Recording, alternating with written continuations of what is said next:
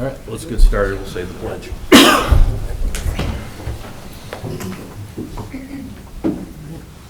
I pledge allegiance to the flag of the United States of America and to the republic for which it stands, one nation, under God, indivisible, with liberty and justice for all.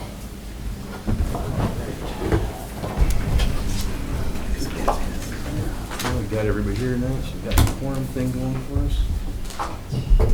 Any changes on the agenda? No. Anybody's here? No. If not, then I'll look for a motion to accept the agenda as is. Make that motion. Jeff makes a motion. Can we get a second? Second. And there's a second. All right. All in favor, say aye. Aye. Motion carries. Consent agenda. Any changes on that, Jim? Nope. Matt, anything? All good? Good. Any questions? Nope. No Okay, questions. then I'll move for a motion to accept the consent agenda as is. I'll make that motion. Okay, Stephanie makes a motion. Can I get a second? Second. Second. All in favor, say aye. Aye. Motion carries. All right, city council minutes. Any changes, corrections, additions? No. Okay. Look for a motion to accept as is. I will make that motion to approve the city council meeting minutes from August 21st. Okay, anyone makes a motion, can I get a second? Second. Jeff does a second. Okay, all in favor say aye. Aye. Motion carries. All right, public comment. Anybody got anything you want to chat about tonight? Al, go ahead, introduce yourself. I'm Al Ahmet, 508 Southwood Drive, Horace, North Dakota, 58047. On May 15th, at the council meeting, the council approved or began the approval of pond lot for River's Edge 2. And I guess maybe I was really ill-informed. I didn't know that the taxpayers, the city taxpayers, were paying developers for pond lots. And the more I thought about it, the more I thought, you know, that's really nuts. Because what it is, it's a hidden tax that everybody pays. And I wonder how many people in this town know that. My thinking is, and I apologize, by the way, because I know you got a long agenda, so I'll try to be as brief as possible. My thinking is that developers should donate the land for those pond lots to the city. The city already has an investment in those pond lots by maintaining them and taking care of them. And my thinking is that it should be specified in your developer's agreement with the city that those pond lots should be donated. And I understand that some of them are, but I'm also told the majority of them are not. I'm told that we will have, if we don't already, have 18 pond lots in Horace. Zillow says that the average price of a residential lot in Horace is around $40,000. And I don't know how accurate that is, but that's what I found. Well, you take 18 times 40,000, that comes up to $720,000 the taxpayers are laying out for these pond lots. If you cut it in half, it's still $360.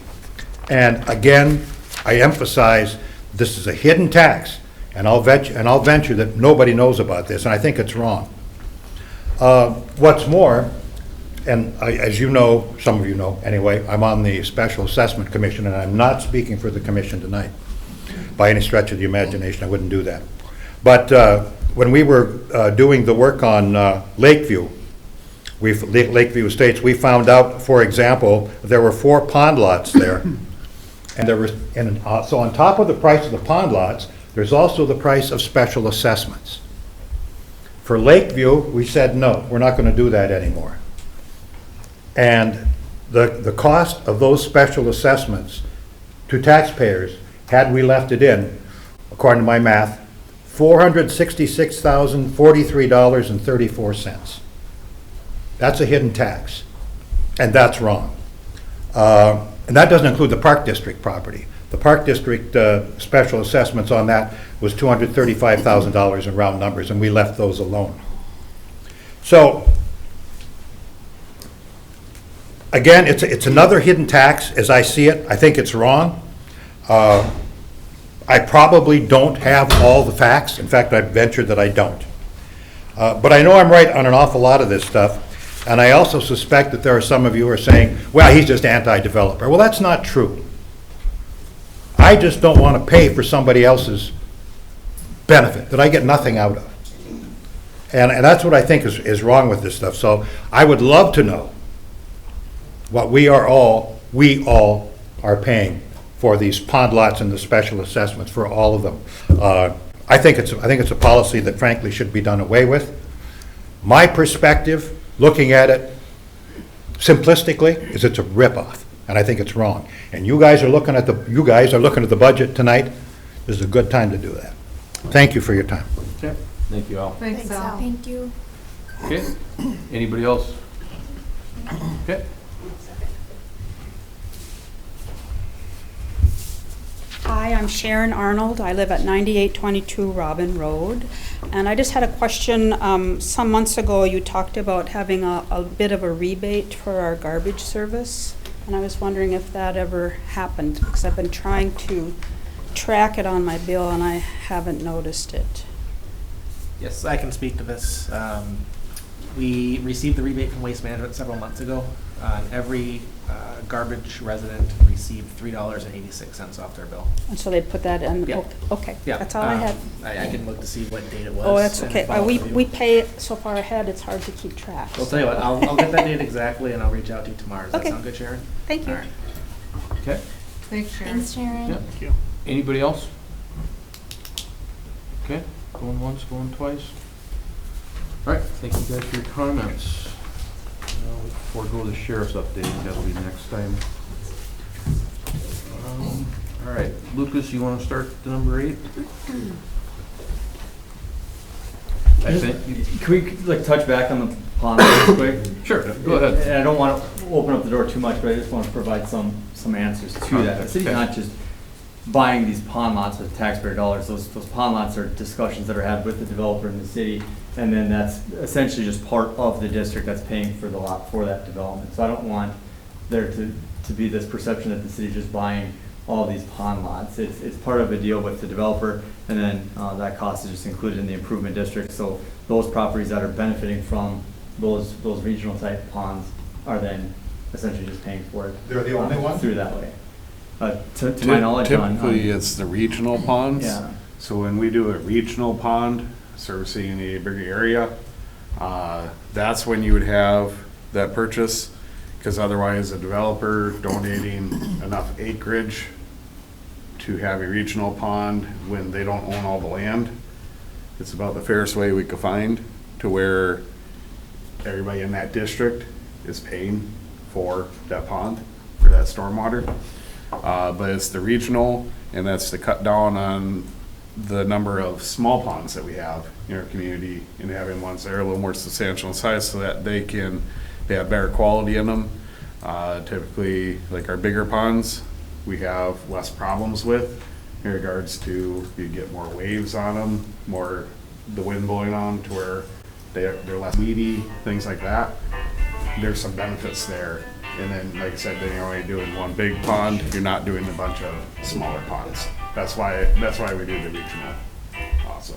So, but Lucas is correct. They are a part of the assessment district. The costs are paid through the assessments for that development or the development nearby that are benefiting from the stormwater. So. Yeah, and the city doesn't, for land dedication purposes, the city tries to target land dedication for parks or for payment in lieu of for parks, rather than, the city doesn't accept stormwater ponds for land dedication because there's not as much of a public benefit as, say, a park would be. So for all these new developments, the focus is, can we get a park in there first, or payment in lieu of for that rather than stormwater? So That's what was the impression I was under on that May 15th meeting, not at all. Sure. And from other people I talked to. And we can discuss it further too if you Yes, have I understand. additional questions on it, but I just wanted there to be kind of this Appreciate clear that. and just so everyone's minds. But yeah, you want to talk about it. All right, so let's move on to 8 then. Yes, okay, Mr. Mayor, members of the council, the first item I have is refunding improvement bond series 2023C. We have the parameters resolution tonight for you guys, which essentially is just laying out what districts we're gonna go from temporary bonds to permanent bonds. And so this permanent bond series 2023C is going to be refunding the temporary improvement bonds for series 2022A. The districts that were included in 2022A for the temp bonds was the lift station 2021-4, lift station 2021-6. Jim probably has the exact numbers for those two lift stations. Lost River 7th edition, Maple Lake Estates edition, Southdale Farms 4th and 5th editions. The parameters resolution that we're going to ask you guys to discuss and take action on tonight. Again, we'll cover those, and then included in that is Arrowwood 3rd edition. We need to do that as well. The terms under the parameters resolution, not to exceed $37,500,000, and the interest rate not to exceed 6.5%. And then the parameters resolution, again, sets the pricing committee as the mayor and Brent. They're authorized under the parameters resolution to accept the bond sale so long as it is under 37.5 and then 6.5%. So again, we're taking the temp bonds. These projects are done, or almost done, doing the permanent bonds with this issuance. Question. You mentioned Arrowwood 3rd in there. Was that one already brought up some time ago, moving it from temporary to? I brought it up asking because at that point I didn't know if it was far enough along. Correct. That one was included in 2023A. Okay. But there was a shortfall, so we're just making up for it with this approximately 900,000. 960,000. 960,000. Okay. Just want to make sure. What was the shortfall as a result of? So when that project was originally done, was bonded for it for temp bonds 2 or 3 years ago. Yep. And it just didn't have enough by the time we got to the end of the project. The amount originally in bond, or permanently financed, was my understanding based on the original estimate. And we actually rejected a bid and then rebid it, accepted that bid, and costs were higher on that. So we're making up the difference now. Yeah. So. Okay. Refresh my memory, why was that bid rejected? It was on the high end.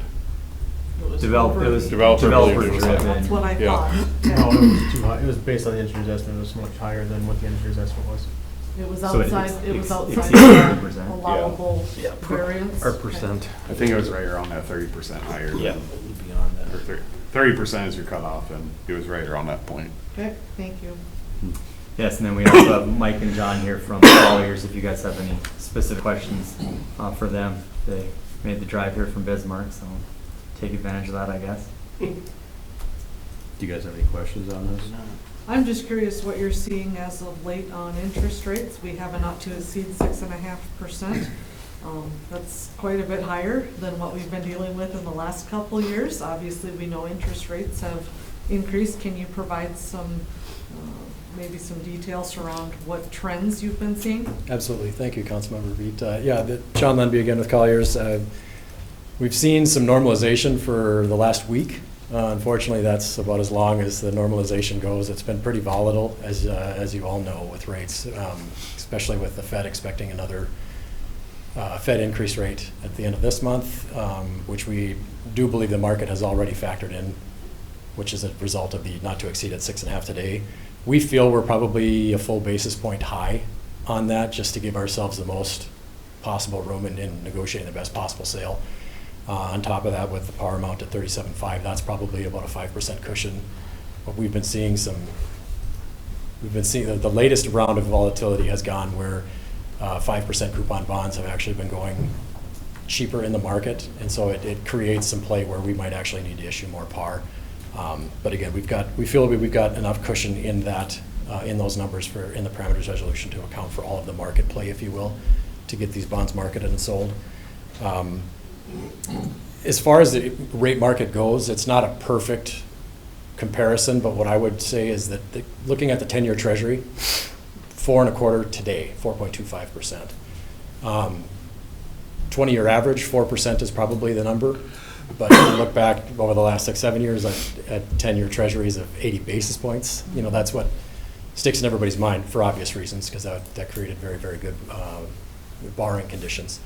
But in retrospect, 4.25 of a 10-year treasury, that equates to maybe, because you got to remember with a 10-year treasury, that's a taxable federal government credit, right? And so where we're looking at non-exempt Horace credit, and so while they're different, you can kind of draw the parallels, if you will.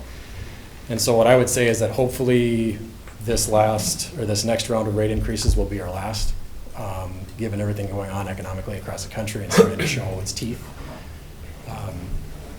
But having said that, again, 20-year historical, 4.25, 5.5, if we're right in our cushion on the not to exceed interest rate, it's historically not a bad rate. Might help you a little bit, sir. The 2023A was a 25-year definitive, and that was a 5% coupon with a NIC of about a 4.95. So we were under 5% 6 months, 7 months ago. Yeah. Right. That was We're $4.99. in that area, a little higher, but. Yeah, it was $4.99, and we came to commission for the not to exceed at $5.85. And we thought we were about 80, 90 basis points of cushion, and we came in at about 85. That was our last round? That was 2023A back in March. Okay. Yeah, Our last Our last round was. Our last, okay. yeah, the That last was one one of my in May was questions. the 10th. Okay. And we're going to print the POS the end of the week and start pricing next week to get this done. And the parameters are high, just who knows what's going to happen tomorrow. Your pricing committee doesn't have to accept the rates we come back with if they think they're high, but at least gives them an opportunity to consider it. That's what it is. If it's 6%, you can think about it. You don't have to agree, but we will be in the market at the lowest possible spot.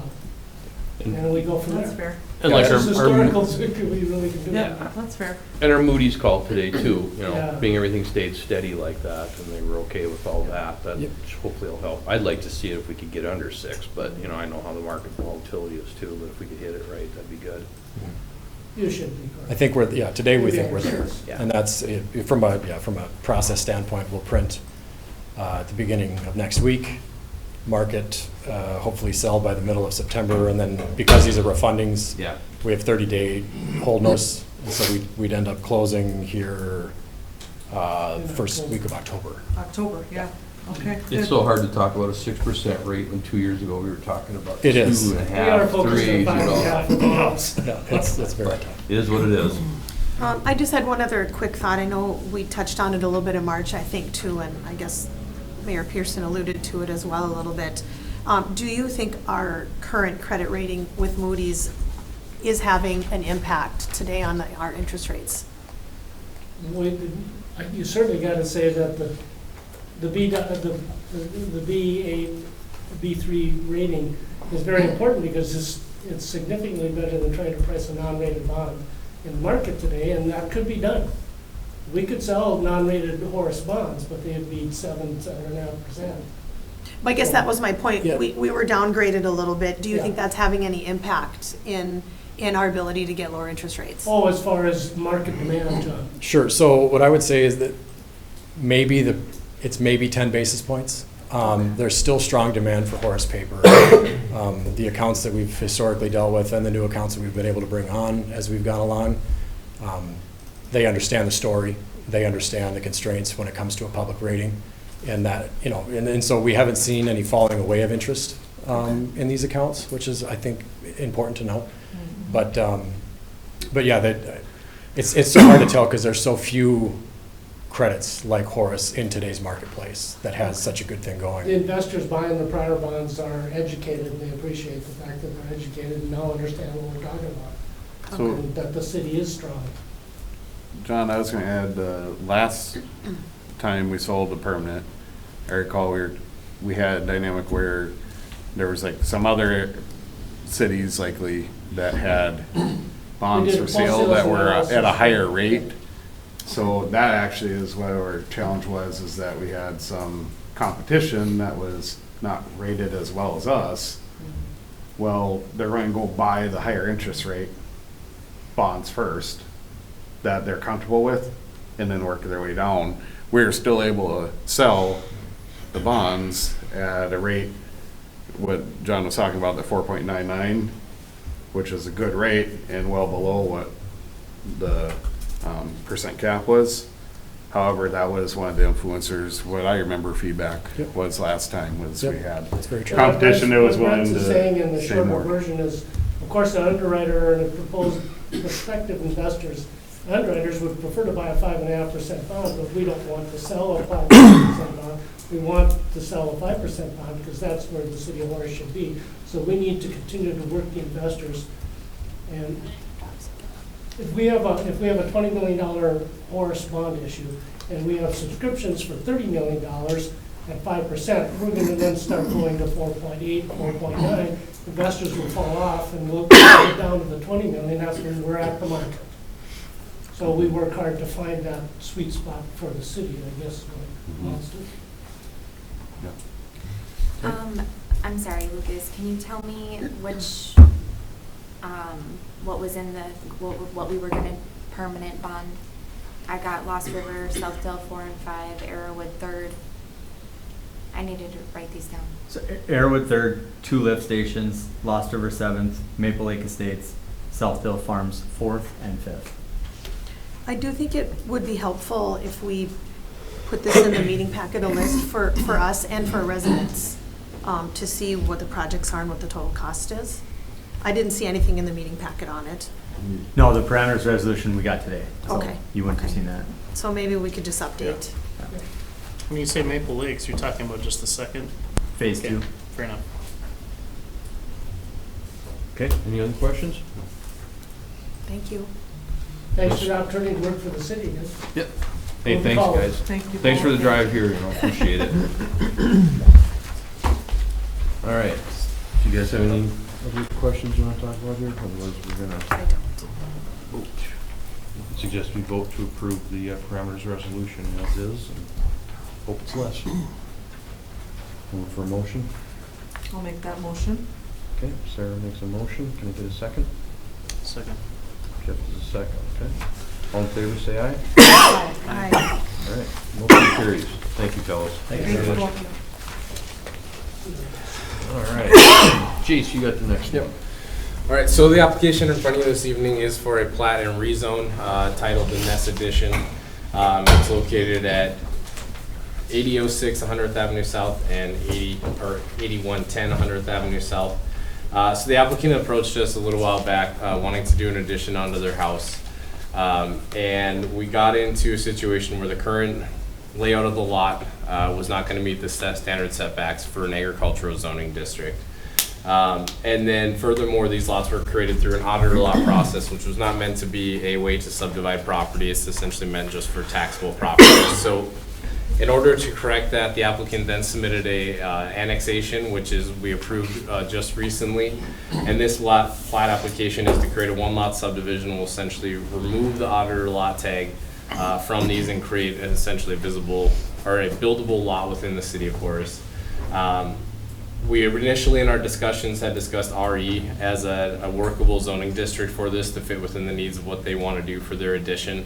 However, with Cass County owning County Road 14 and their policy for right-of-way, they were requested 100 feet of right-of-way from the center line of County Road 14 with this project. And with that, we adapted the application to recommend that R1 would be in a sufficient zoning district for this development to allow them to do the addition that they would like to do. The Planning and Zoning Commission did hold a public hearing to review this application to take testimony from the applicant and residents. The Commission voted 4-0. Chair Beaton was absent from the meeting to recommend approval of the rezone and plat for the Ness addition. Apart from the property owner, no further testimony was received during that meeting. The owner of the property is here this evening in case you guys have any questions, and just a reminder, this is a public hearing for both of these applications. And if you have any questions for me, I'm more than happy to answer them. Well, we'll open up the public hearing from the rezone and the plat at the same time. So, anybody here that wants to talk about the rezone or the plat? Why is my property involved in this? It doesn't. Jace, can you? Kind of have my address on here. Did you maybe just get a notice? A land description. My land description is in Maybe, here. maybe the notice. You get a notice, I suppose, if it affects, what is it, 100? Is that? She's adjacent to, or So you're an adjacent landowner? She owns the. I'm just asking, is the paper you're referring to, is it a notice of a hearing? Well, my, Kent's land is, their description is on here, lot number 6 or what, and then mine is called lot number 2, but that's also included in here, the way I understand it. No, lot number 2 is actually the property that the Nesses own with their house. Oh, there's on this same property, the same description here? Yeah. So it's the notice, Okay. the legal notice, Okay, and so- what is described, and what she's talking about is the legal description. Mine is not involved? No. Oh, okay, all right, that was my question, my biggest question. Yeah, no, we just have to let everybody know to, like, within what is that, I remember how was it? 300 feet. So 300 in Yeah. the legal notice, the description actually has auditor's lot 2, and she's saying hers is also described as that, and it's because of, Jace can get the screen on.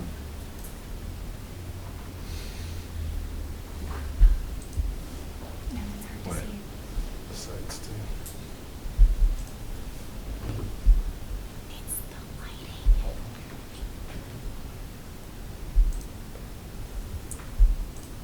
Yeah, mine is that little rectangle there. Yeah, and hers is not considered an outer lot 2. At least from the legal description of that. Outer lot Mine is 2. left agricultural. Yeah, your property is agricultural and will remain. Nothing in this application is impacting the boundary of your property. Okay, This is strictly would be with the property that the Nesses own, which is indicative of their, one where their house is existing is Otter Lot 2, and where their shop is that they just annexed that would be combined with this is Otter Lot number 6. okay, thank you. Are these across the street, or are they adjacent to one another? Adjacent to one of another. So this is 81st here actually is slid over in this area. It's on the section line. Yep. However, 81st has been identified and has been for some time in this area, so part of the plat is right of way for 81st, which is a century code item that continues through there, and that's just as these are identified roadways, they're required to dedicate that right of way. But the alignment of 81st is here, but 81st is actually realized a little bit further down the road on the south side of 100th. Do we have is there a building that is currently in the middle of a lot line? Right here. Yeah, is Yeah. that right? Both of these, and this could be a few feet off potentially, but both of these are owned by Miss Smith as well. So she is the owner of both of those properties. This entire area was developed through the Otter Lot process apart from the Smith property. And so you guys, if you remember last year, we had the Wangler edition coming through. So these are all kind of just minor plats that are, as these people are wanting to build, it's an attempt to try and correct something that's not kosher in terms of how they were created. And that's where they're getting sent through the plat process. So are we actually adjusting lot lines, or are we simply just We are changing? simply combining them through a plat process. So the two lots that are being done here would become one larger lot that is just becoming an addition that then removes that outer lot tag, and then assigning a zoning district appropriate to meet the setbacks of what is existing out there. Okay. And a portion of the plat will dedicate land on the north side for 100th Avenue. Any other public comment on it? Okay. You guys have any other comments? No, I don't. Sounds like a nice opportunity to clean something up here for some Yep. folks. Oh, one more time, anybody public want to comment? Okay, I'll close the comment on the rezone of the plat. Any other discussion, guys? Otherwise, I think being planning and zoning gave it a 4-0. I don't see any issues with this at all. So I'm gonna look for a motion to accept the rezone to a one at a time. I'll make that motion to accept the rezone. Okay, can we make some motion? Can I get a second? Yeah, I'll second that. Okay, Sarah does a second. All in favor, say aye. Aye. All right, and I'll look for a motion on the plat as well. Accept that as is. So moved. Okay, let me make some motion, can I get a second? Second. A second. Okay, all in favor, say aye. Aye. Motion carries. All right, on to number 10. Jace, you got that? I'm just gonna pull up.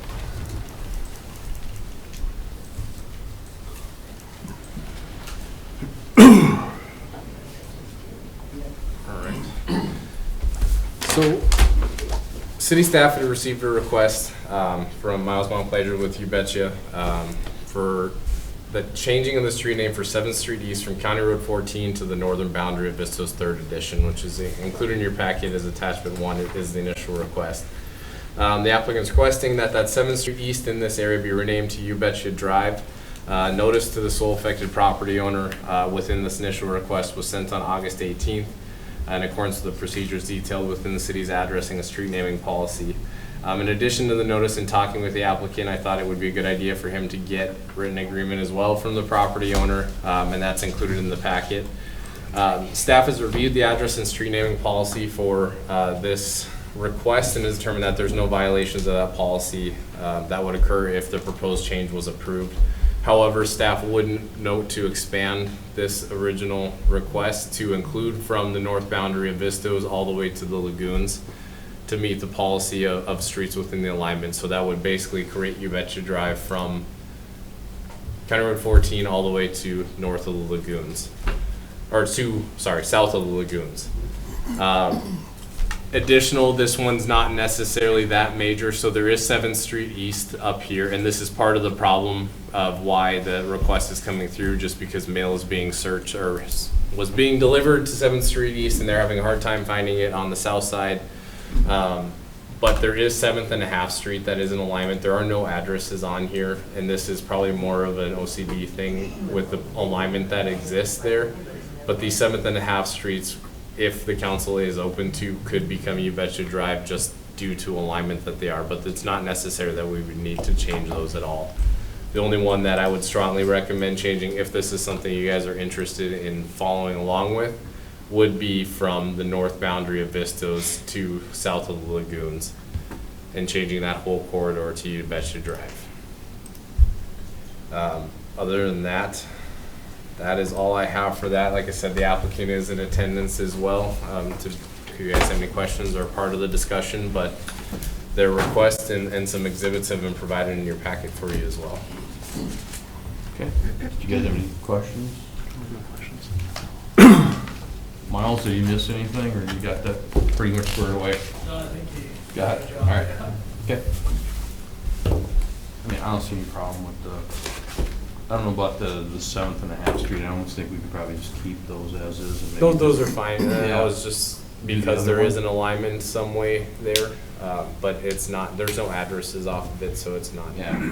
They kind of exist in their own world out there. And I guess where you got the strongly recommend changing, I'd say that would be, I'm okay with that. The other two, I don't know, I think we could maybe just leave those be. But, what are you guys' thoughts? Yeah, no, I would fully support the name change. Just on the, I'll call it the darker area. Yeah, I mean, lines, all I guess I don't have a feeling either way on the short roads, Jace. I mean, I guess I would defer to what you think is best. Because they're not, I mean, they're roads in the sense that you can drive on them, but there's no address off of them. Right. They're little 50-foot stretches. It probably is the end of the world if they remain 7th and a half Street. It's not gonna, throw everything off. Right. So, in an absolute perfect world, do we change and have everything in alignment? Yes, but the world's not perfect, and if we just get this main corridor done, I'm fine with that as well. Right, so if we do the park drive down, type of thing. Jace, can you highlight on the map which areas to the right and left are currently owned by the You Betcha? So You Betcha is, I'll get out the fancy drawing tool here.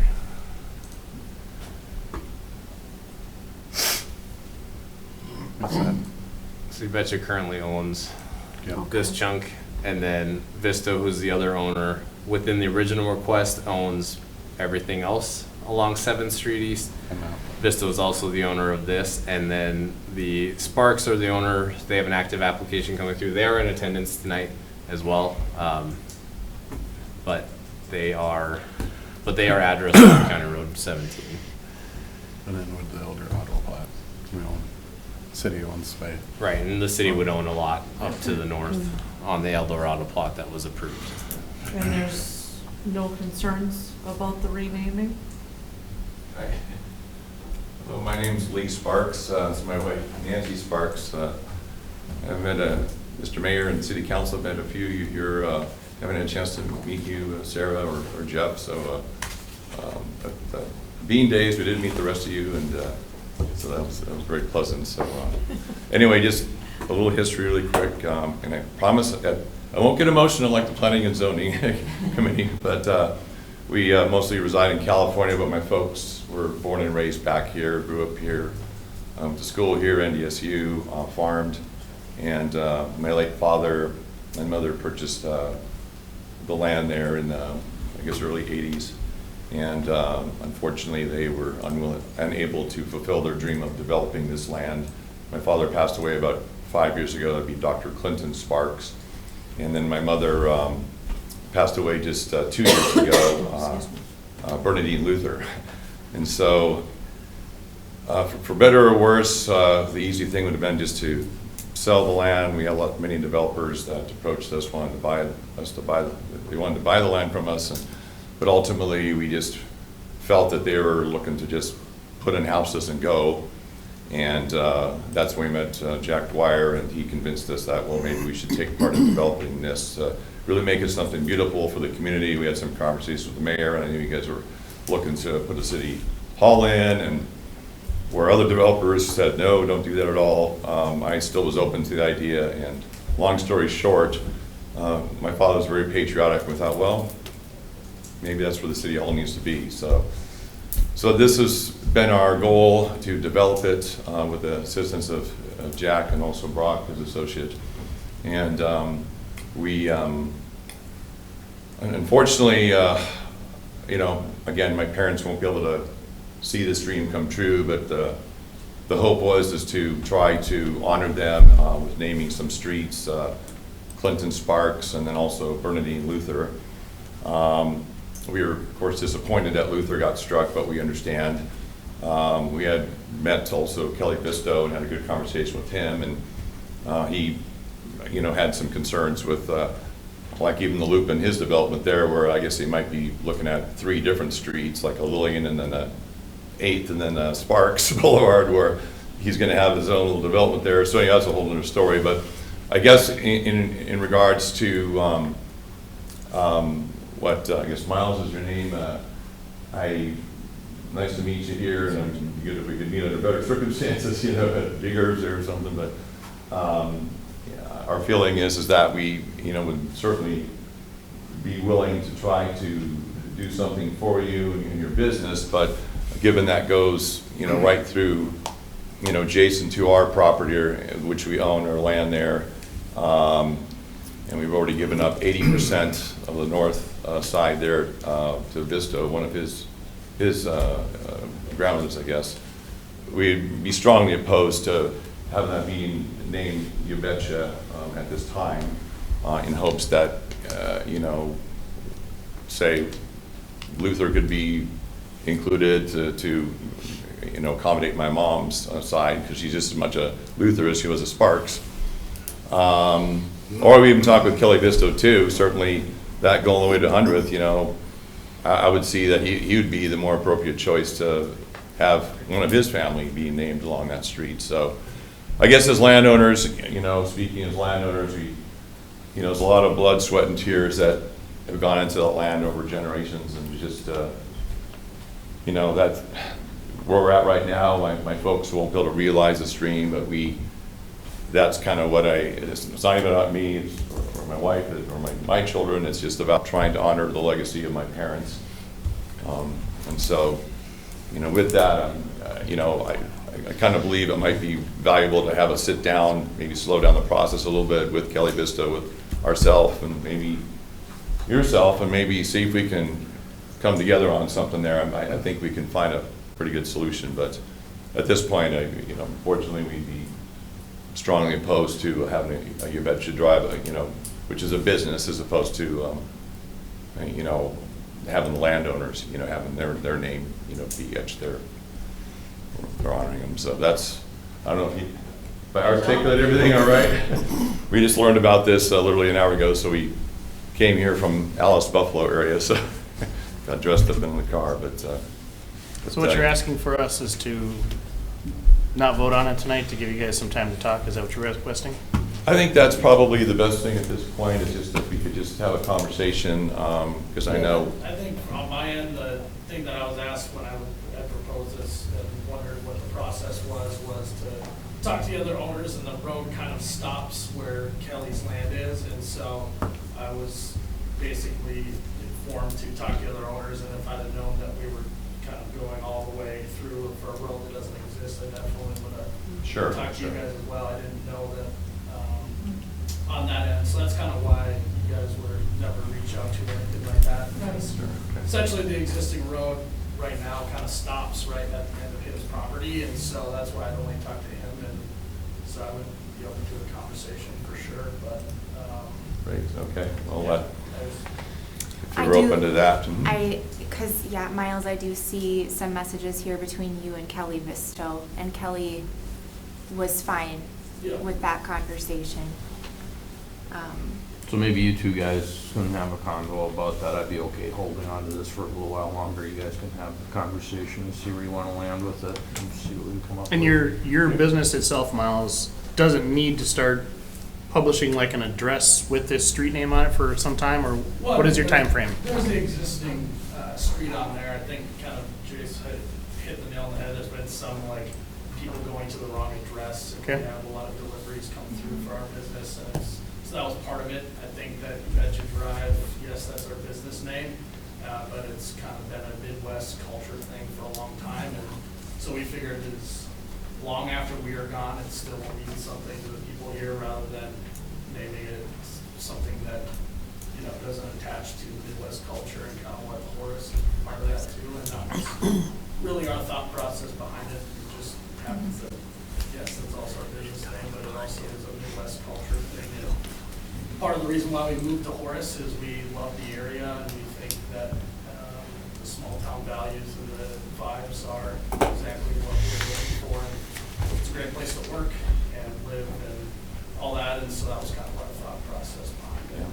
So maybe we'll do this on, I won't say table it, but why don't we just put it on indefinite hold for right now? You guys go ahead and talk about it and see what you can come up with, and maybe have a conversation with Jason on what you land on, and then we can revisit this again, okay? Sounds good. You guys all right with that? I'm all right with that. I am. Okay. Did Visto know the road was gonna go all the way through the development? Correct, Or and just to the end? I'd also point out that this has everything to do with addresses that would be affected. Sparks is not an address that would be affected by this road name. What is not affected? The Sparks Spark- property is not an okay. address that would be affected by By this. this- So by when this there, change. the conversation to discuss with property owners that would be affected because their address would change, that's Oh. where Kelly is the only one that would be affected by this property change, by Got this it. street change. That makes sense. This Does is- Kelly have properties already out there? He owns, let me get back up on, Didn't we just approve We did just shop condo correct. things? He owns this one, Yeah. which he is addressed off 7. Sparks, first edition has a few residential. I think Correct, but like- that plat has not been approved at this point either. Right, but it's potential. Yeah, correct. So it sounds like we've got a couple interested parties here that maybe need to get their heads together and Yep. coordinate with the city just to make sure that everybody is moving in the right direction. I think they're all of equal importance. I look at the You Betcha commitment, I look at the Sparks Luther commitment, I look at the Vistos commitment here. I think it's worth a little more time. Yeah. So I agree. you guys go ahead and chit chat about this, and then get back with Jason, then we'll pick it up again. How's that? Miles, you all right with that? Yeah, it's Okay, cool. All right, so we'll do that. Let's move on to number 11. Jim, you got this one. Gotta get you back in the game here. Yeah. Well, you'll have enough of me. So the 8th Avenue corridor is currently a narrow two-lane rural section between County Road 17 and Nelson Drive and is unimproved east of Nelson Drive. The city has been planning a street extension for that area since 2017. In early 2017, Street Improvement District 2017-5 was created, consisting of the construction of 8th Avenue from Nelson Drive east to 4th Street and Nelson Drive between 8th Avenue and Park Drive.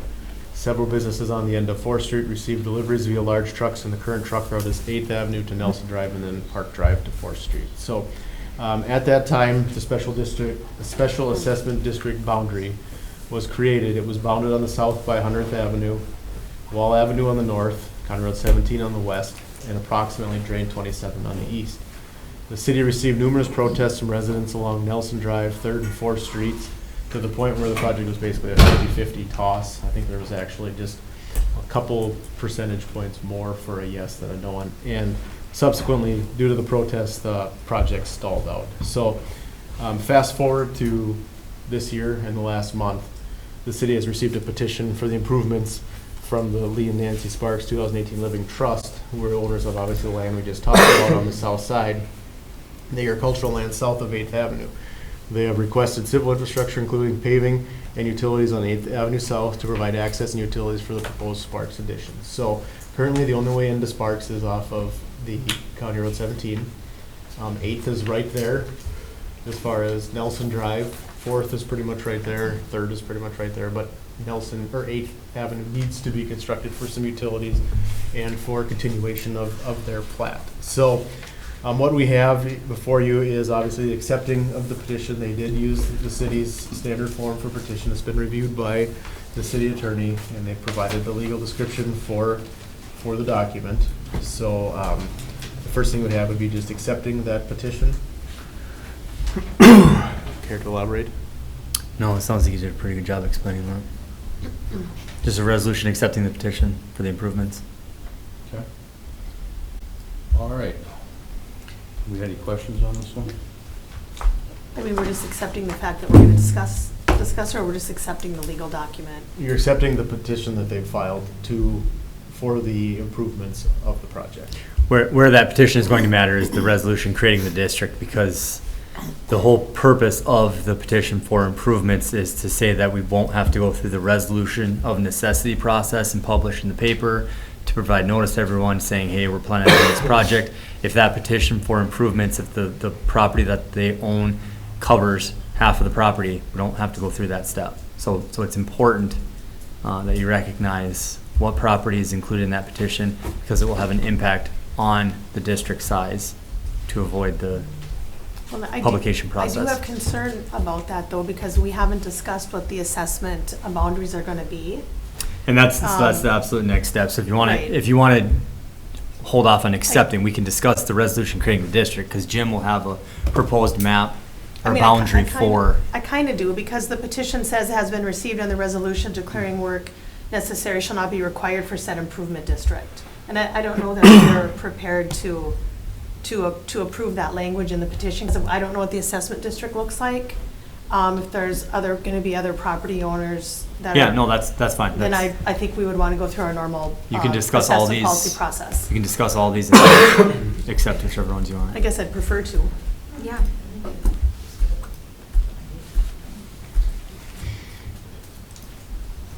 So the reason that I bring up the past is not to bring up something that has been stalled for quite a while, but just for the discussion of the district boundary. Like I said, it was bounded on the south by 100th Avenue, in the north wall, County Road 17 to Drain 27. So as we know, Visto Industrial Relations has been improved since that time. They have got all paving of their streets, so that would be one that I would recommend probably be removed from 7th. Could you put a map up to kind of help visualize? Thank you. There's one in your packet. No, I don't have any. To be honest, there wasn't one. No. That was my concern. I have no map or assessment description at all. You were going to walk through it with this. It's fancy. It's just standard USB. I did the same thing.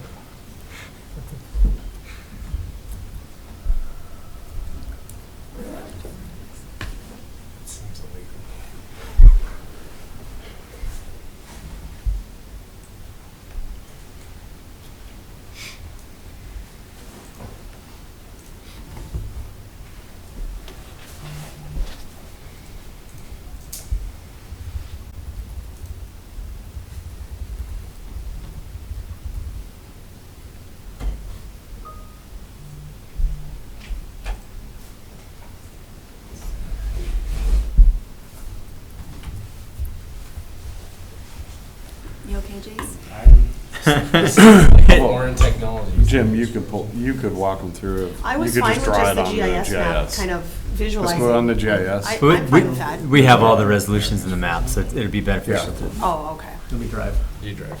Let me drive. But Jim could just draw it. Let me drive. And I apologize, the resolutions, they were done last Friday, and I failed to send them. The maps? The or resolutions, the map is part of the resolution creating the district. Oh. So the drafts were done last week, I just failed to send them. All right, so here we go. This is eighth, or no, that's Park Drive. This is 7th. That's 2023-3. You had the district for 7th. What? The title says 7th. Oh, maybe this is the right one. Was there supposed to be a map in our packet? I mean, I have that memo. Okay, here we go. Can we zoom out of this just a tad bit?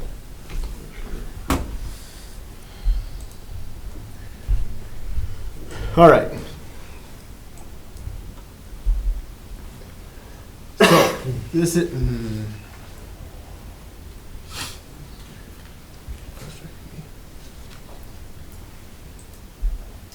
this is the project location. These are lagoons, Sparks Edition, County Road 17, Park Drive, City Hall is right there, City Shop is right here. Project location would be 8th all the way from County Road 17 to the lagoons, and Nelson from 8th to Park. This was the project that was proposed in 2017. This is a project of the city. In addition to, this is the petition, this is improvements that has been petitioned by the Sparks Trust. This is something that the city wants to improve the drainage along here. There's a conditional use issued many years ago for this property here, that the drainage along here needed to be improved for the granting of that conditional use. Correct, Lucas? Yeah. So, with that being said, the district boundary is being proposed as basically drain 27, granted it's the quarter line, Wall Avenue, County Road 17, and the north side of the Visto addition. Originally, this boundary came down to include the Visto. These roads are being paved under a separate improvement district, including 8th. So this doesn't get the benefit like it probably used to. So I guess what I'm presenting to you is the fact that this is pretty much the same district that was presented last time in 2017. It was basically met with a 50-50. Everyone north of Park voted against it. To the south, there was actually a couple emails we had on. At that time, the Sparks weren't ready to develop this, so it was kind of premature in the short discussion that we did have. But now, this is who we've got the petition for the improvements from. So my question is, what is your thoughts on this district? Well, I have a question. You talk about Vistos not needing it anymore because now they have that road.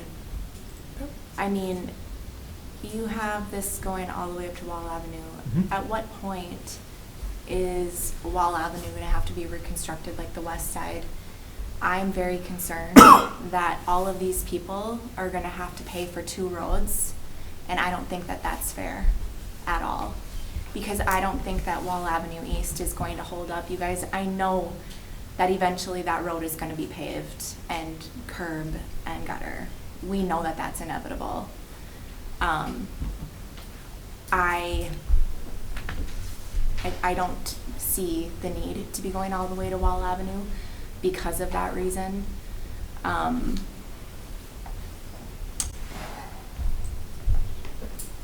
personally don't agree with that district.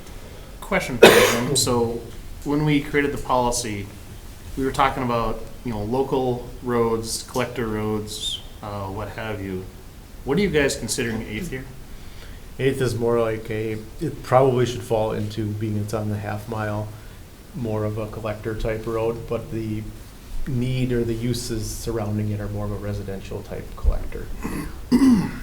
I mean, I know we're probably not at that point, but are you planning on doing bids for concrete, asphalt? I mean, Haven't got that far yet. because to me, if the original plan was for this truck route. It's not a truck route. This Well, is just a that's 8th back Avenue. in Yeah. 2017. Forget about the truck route. Just think of 8th Avenue. I mean, I guess with the public works facility that you guys are supposedly putting over there, I'm just kind of wondering the intentions of the future of the road as far as what we're planning with it, because I think we need to have a little more discussion on that. Hence why I brought up the past and am proposing this. So can we go at it from all different sides? Are we good with County Road 17? What do we think of that one? I have some thoughts Okay. too, if I could share them. I guess I wasn't aware when I read the petition that there was an additional project that was going up Nelson Drive. I mean, to me, those, I mean, I recognize that they could collectively be the same project, but to me, those would be two separate projects. To me, this improvement of this road is much more of a local benefit than a regional. My initial knee jerk at this point, I don't even know if I'm comfortable with going all the way to Cass 17 for the properties that front right onto Cass 17. I don't think I'm comfortable, I don't think I'm comfortable going to Wall. I don't think that this is a regional benefit road. And then is it going just a hair above 100 on the bottom? No, this is. That is 100th. 100th is down significantly. This is that tree grove on the north side. Okay, thank you. Okay. I don't, I mean, I agree. I think it's something we really need to think about. Is it possible? I mean, is it possible that the assessment district is just those few industrial properties that are utilizing it on there and then south? I don't see the large of a regional benefit to this, and I also don't see that it's almost like we're putting Nelson Drive in to grab a local benefit district. I don't know that I agree with that. But it's part of the drainage area. I mean, that's kind of what it was, if I'm right, in I mean, this- 2017, we were combining It's that. not listed in the memo that we got to review. And just keep in mind that the smaller you make that district, obviously the higher the specials are gonna be, but also just consider that once that district is made, you know, however small it is, you're stuck there. I know, but I mean, I guess I don't know what the rest of my council members think about running it all the way to Wall. I mean, I just don't see that. I agree. What happens when Wall needs to be repaired? So when we were doing the policy, we were trying to make sure that we didn't double up on east, west, and north-south roads, right? Making sure that we don't hit too many people too much all at the same time. So it would be a half a mile on either side if we did Wall East, that would be involved in that. Right, and what I'm looking at is, okay, so when Wall comes under repair, you know, how far is that district gonna come south again? And I look at 8th coming across, what is your vision of that? Is that more than a standard city street? Is that going to be reinforced because you're gonna have heavier traffic going on it? What is your vision for that? Vision would That's be. why I asked what we're doing for paving, because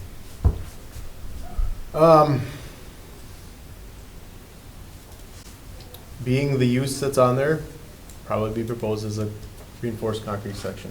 Okay. As far as width-wise, there's really no need for parking along that street. So I would envision probably a 14-foot lane similar to what Wall's got, or maybe a 13-foot lane similar to what Wall is.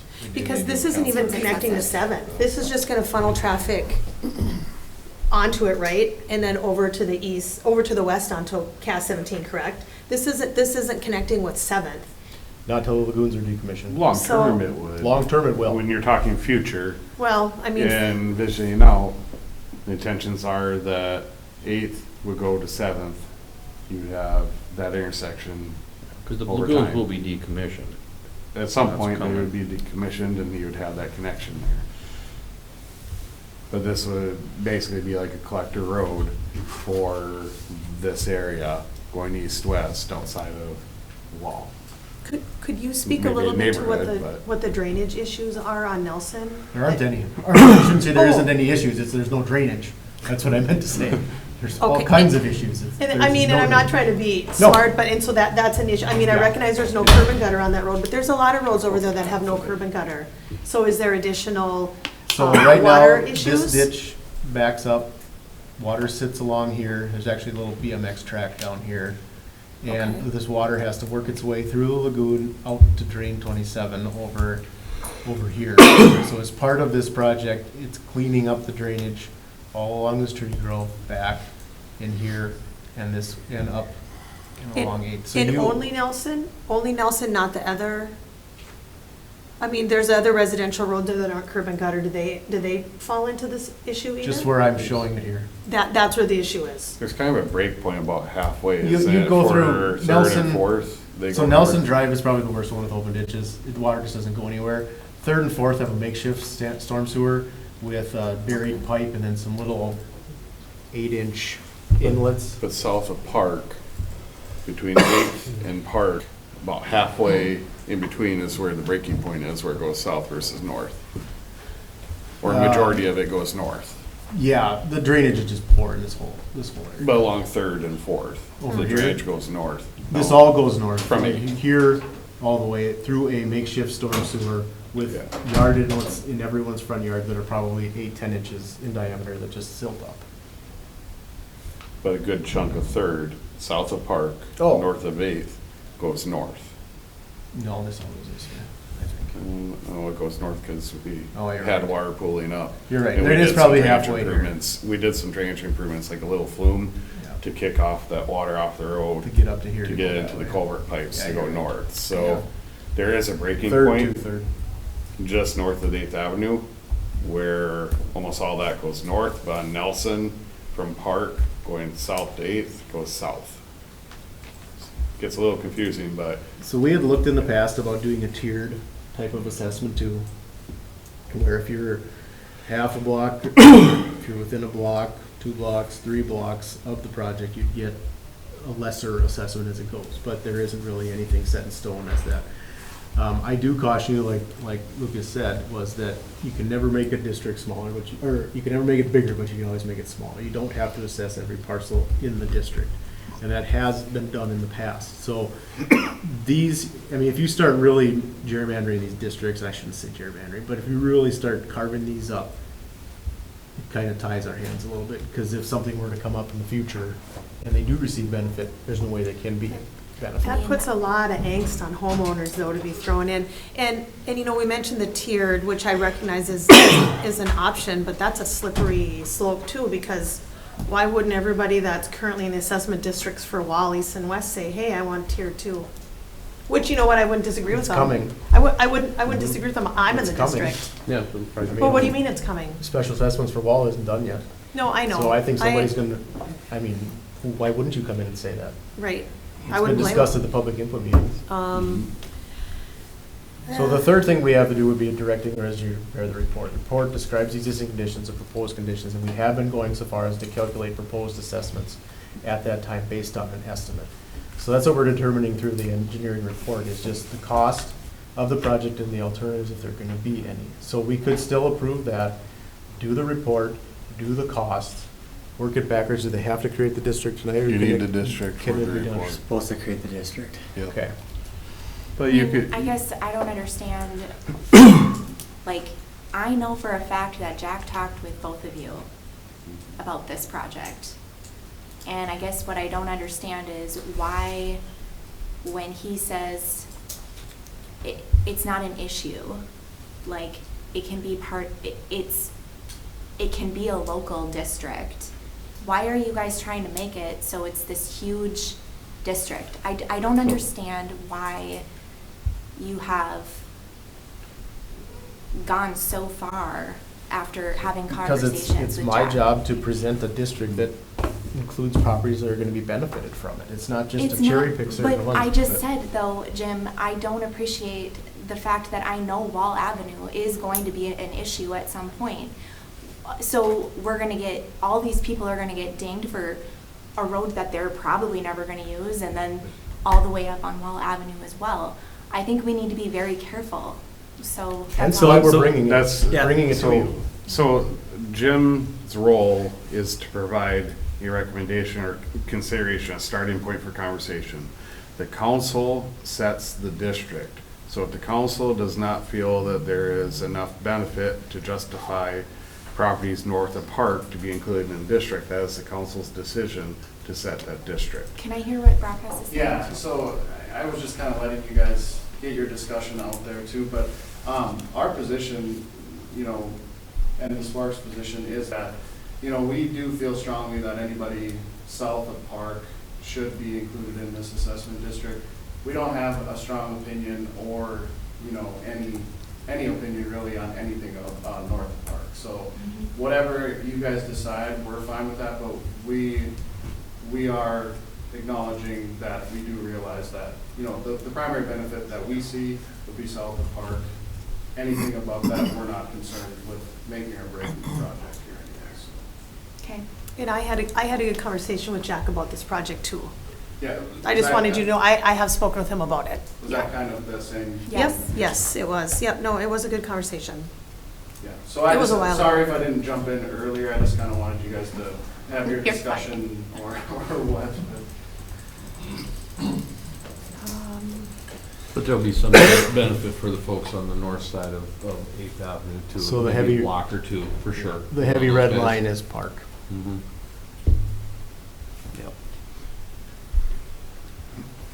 I don't know. I guess I'll just leave it up to you guys. I just know that, given my area, I'm probably going to have some very upset people. So I'm throwing that out because they're going to get dinged for Wall Avenue too. So one of the things though, Jim, like we'd said, we could improve this district and we can always shrink it as we discuss this a little bit more. I mean, I think the primary, to what Naomi's talking about here, at some point Wall East will be redone. I mean, we all know that. We don't know when, but it'll be redone. And that will be a half mile either side will be involved in that transition to whatever we do with that road. So the half mile marker goes down to 8th Avenue, correct? Is that about the half mile line? Yeah, so for comparison's sake on Wall, we went all the way down to, into here because there is no Right. eighth. So that's why I'm just wondering if we approve this district tonight, we can readjust it.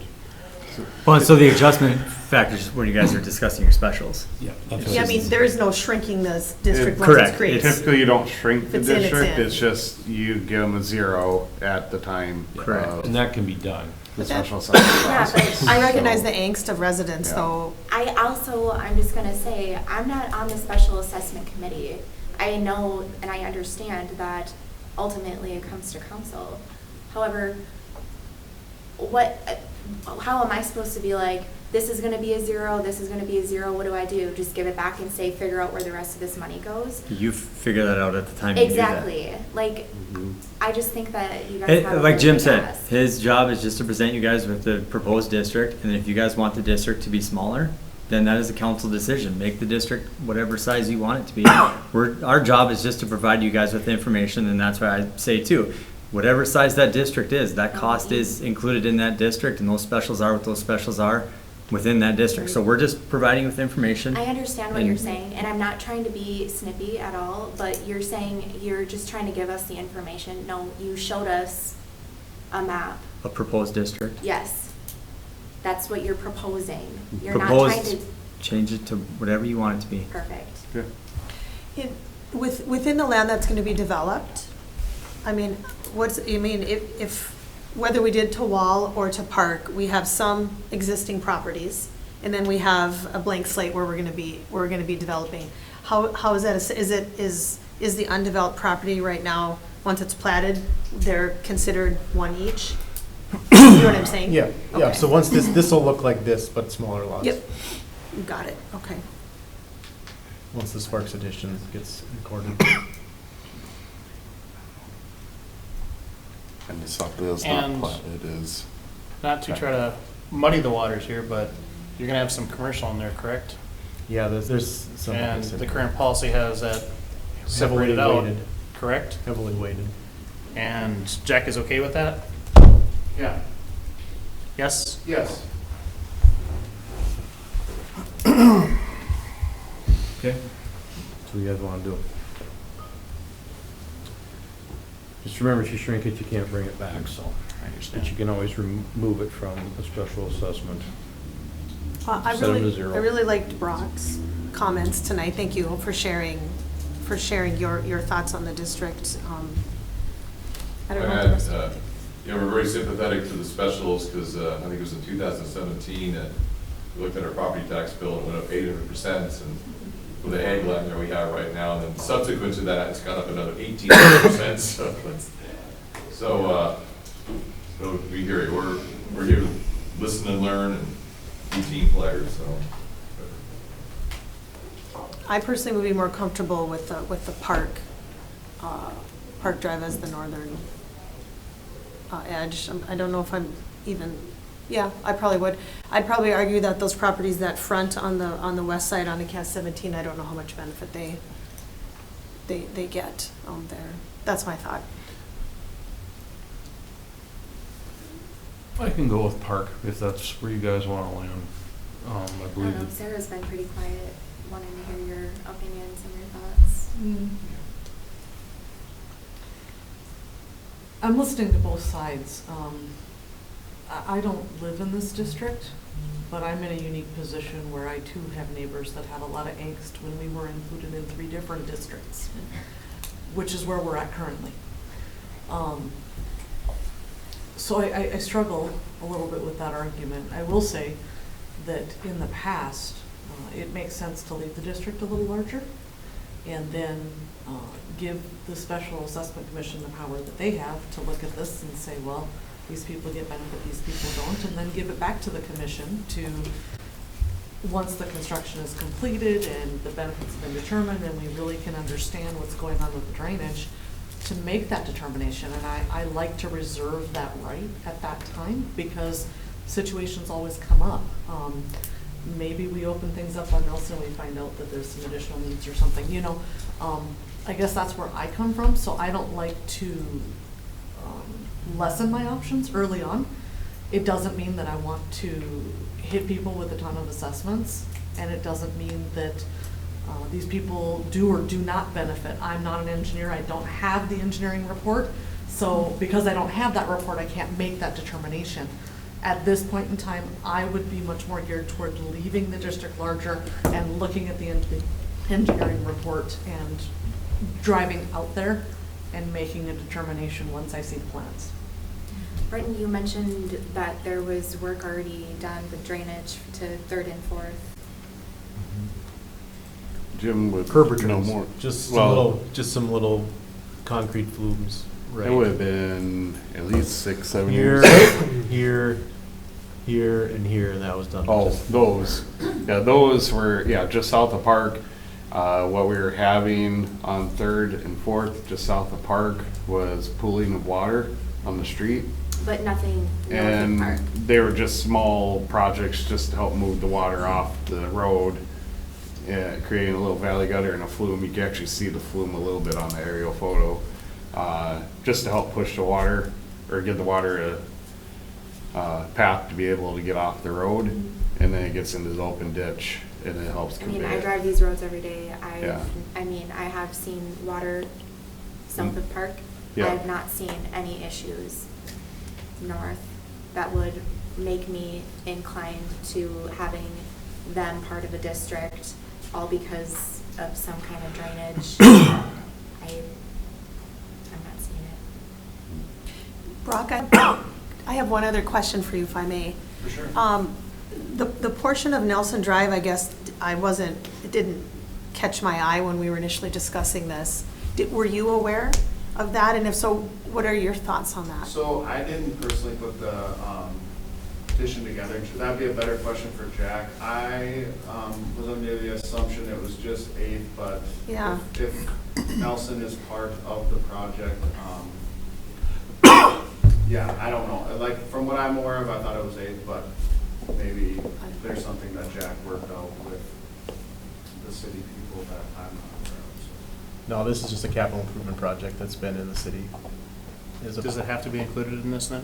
It would make a lot of sense too. It'd be cheaper to do it with this project. Because as you're opposed to tying in the separate. drainage to it already, you're constructing that area already. This is where the issue You would lies. have it done. So, And you said there was some sort of a term in a conditional use permit that required that this be addressed in as, is it? Part of the term for the conditional use permit was once 8th is done, that they'll connect their driveway to 8th. and then believe that there's a fence and some drainage too. Yeah. Correct. Yep. That was done 2017 or 16, somewhere It there. was 17 when we did that one. Yep. Difficult decisions. Yeah, I think, the more I think about it too, guys, I almost think we should stick with what this boundary is, and then we make recommendations on this as we go. 'Cause I too don't think, just the closer you get to wall, I think the benefit goes less and less. I'd say it's even 0 up there. And you're right, you guys, I want to be cognizant of that too, and when wall east gets done, that you're, like I said, a half a mile on either side of the road's gonna get touched with that. So what we've done in the past, 82nd is an example, the south of the high school, is that the road was beefed up, for lack of a better word, to concrete, a little wider.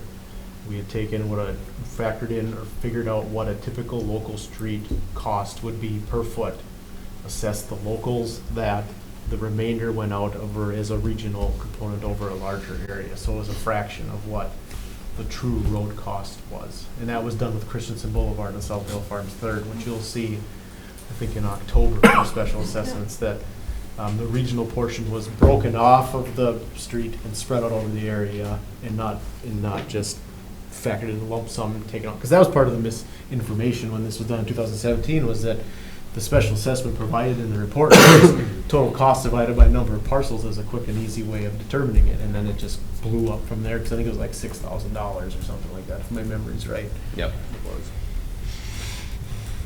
I don't think that's unreasonable at all.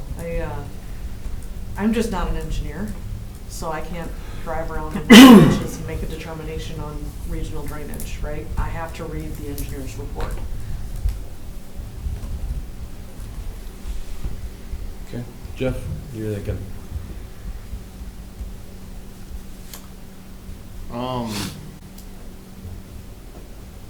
I'm still thinking park as my north boundary, but just because of the fact I know, and we've had those talks with Jack, I think I was with her for 1 or 2 of them.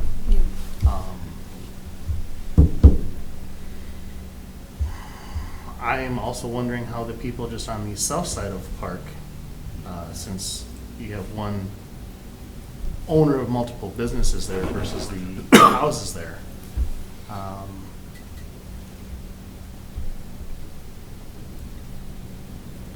When we go back and do wall, they're gonna get hit with Allen as well. I don't know if there's a way to avoid that as far as that chunk of land just south of Park right there. So when it comes to wall, the one thing you have to think about is that right now, County Road 14 down here falls under county control and maintenance. Yep. So the wall, you could when the wall gets redone, that district could go all the way down to 14, not just have to stop at the half mile, because these people don't have to pay for 14, they'd only have to pay for that one. But that's in the future. I thought we derived districts on benefit. Yeah. Which we do, but we have a guidance that the policy has in there too. It's like I went back to this one, now it's about a bad one, where the district, So we haven't determined benefit on the north end yet, or we have? This We're is just a proposed determining the large district, square. pretty much, yeah. Which is what we always do on Yep. every district. We do Where you this. start. I understand. Would there ever be any, just throwing it out for consideration, I mean, would there ever be any thought of Park Drive, but just including the industrial properties and not the residential component south of Park? The district? They're gonna benefit though too. Yeah. the homes. Yep, Yeah, homes will that benefit would too. be- Well, they would have benefit of the access, because it's not just drainage, it's road. I get your point, Jim, as far as you can never, go back and make the district bigger. I get it. And I know the assessment committee has the ever hard job of trying to figure out how do you spread it out. And we also have final oversight on that too. Correct.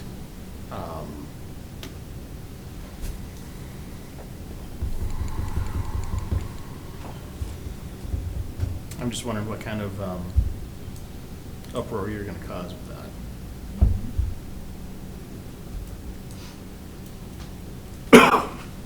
Sometimes you still have to make the tough These decisions. are the people guys. that petitioned out of a road in 2017, so. Here, I think the district is big enough, I don't know if they're gonna be able to petition out of that one. So would your How district does- be like that? This, because this is that industrial area, exclude these down to 8?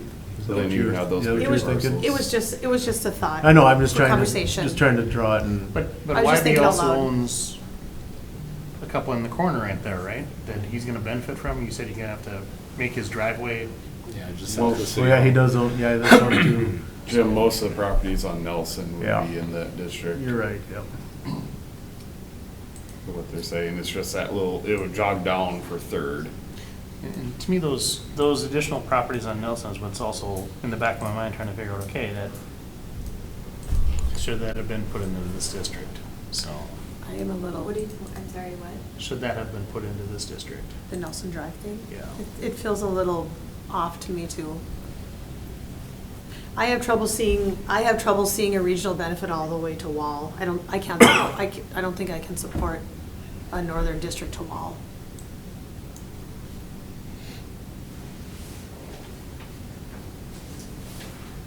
Okay. I can't, at this early stage, all due respect, I can't accept cherry picking like this at this early stage without seeing an engineering report, without doing due diligence. I just can't see it. It doesn't mean that everybody's gonna benefit, but we've never, in my experience on this council, changed a district like this at this early stage. And I think we'd be mistaken to do it. I'm not saying that everybody's gonna be assessed. I don't agree with that either, because I do believe that there are varying degrees of benefit. And I think that we've come up with much better plans and our special assessment commission and much better protocols for how we address that. Much better since 2017. Are you referencing, lot. are you referencing mostly the carving out the little park? I'm I would agree referencing with you the on that, Yeah. portion of cherry picking on that, but to me, park should be the northern So district. I want to see the drainage. The way I look at it right all of now, it. we have the developer that envisioned the park as his boundary line. And we are going up above and beyond that. And that's where I'm like, That's okay. why I got a little snippy, because I'm not understanding why we have a developer saying to me in a meeting, this is a good boundary. True. And then the city staff is like, no, we're gonna just extend it all the way to Wall. And that's where I didn't know if the Nelson, And that's the Nelson why, Drive project did that. That's where I'm trying to figure out, was that necessary in this project? Do you know what I'm getting at? Okay. It's a capital improvement project. It's Understood. been in the works since. Is there specific distances or boundaries that are set on capital improvement projects like this? No. Because most of them come back with a pretty large improvement district, Yeah. right? I mean, we've worked to try and shrink them down, but it's just the balancing act of, is it too small that somebody's gonna get a really good deal because they're outside of the district, but throughout the whole process, somehow something happened to benefit them.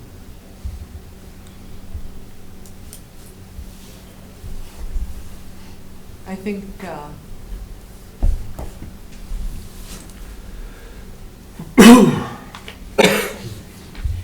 I think there's too many properties involved here to go off of interpretation based on one piece of land. But I will defer. My opinion is I'm not sure why city staff would go beyond what the developer mentioned in the first place. That's what I'm going to say is my final. Well, and to Councilmember Trudeau's point, the developer didn't know that the Nelson Drive improvements were going to be included. He just thought it was the 8th.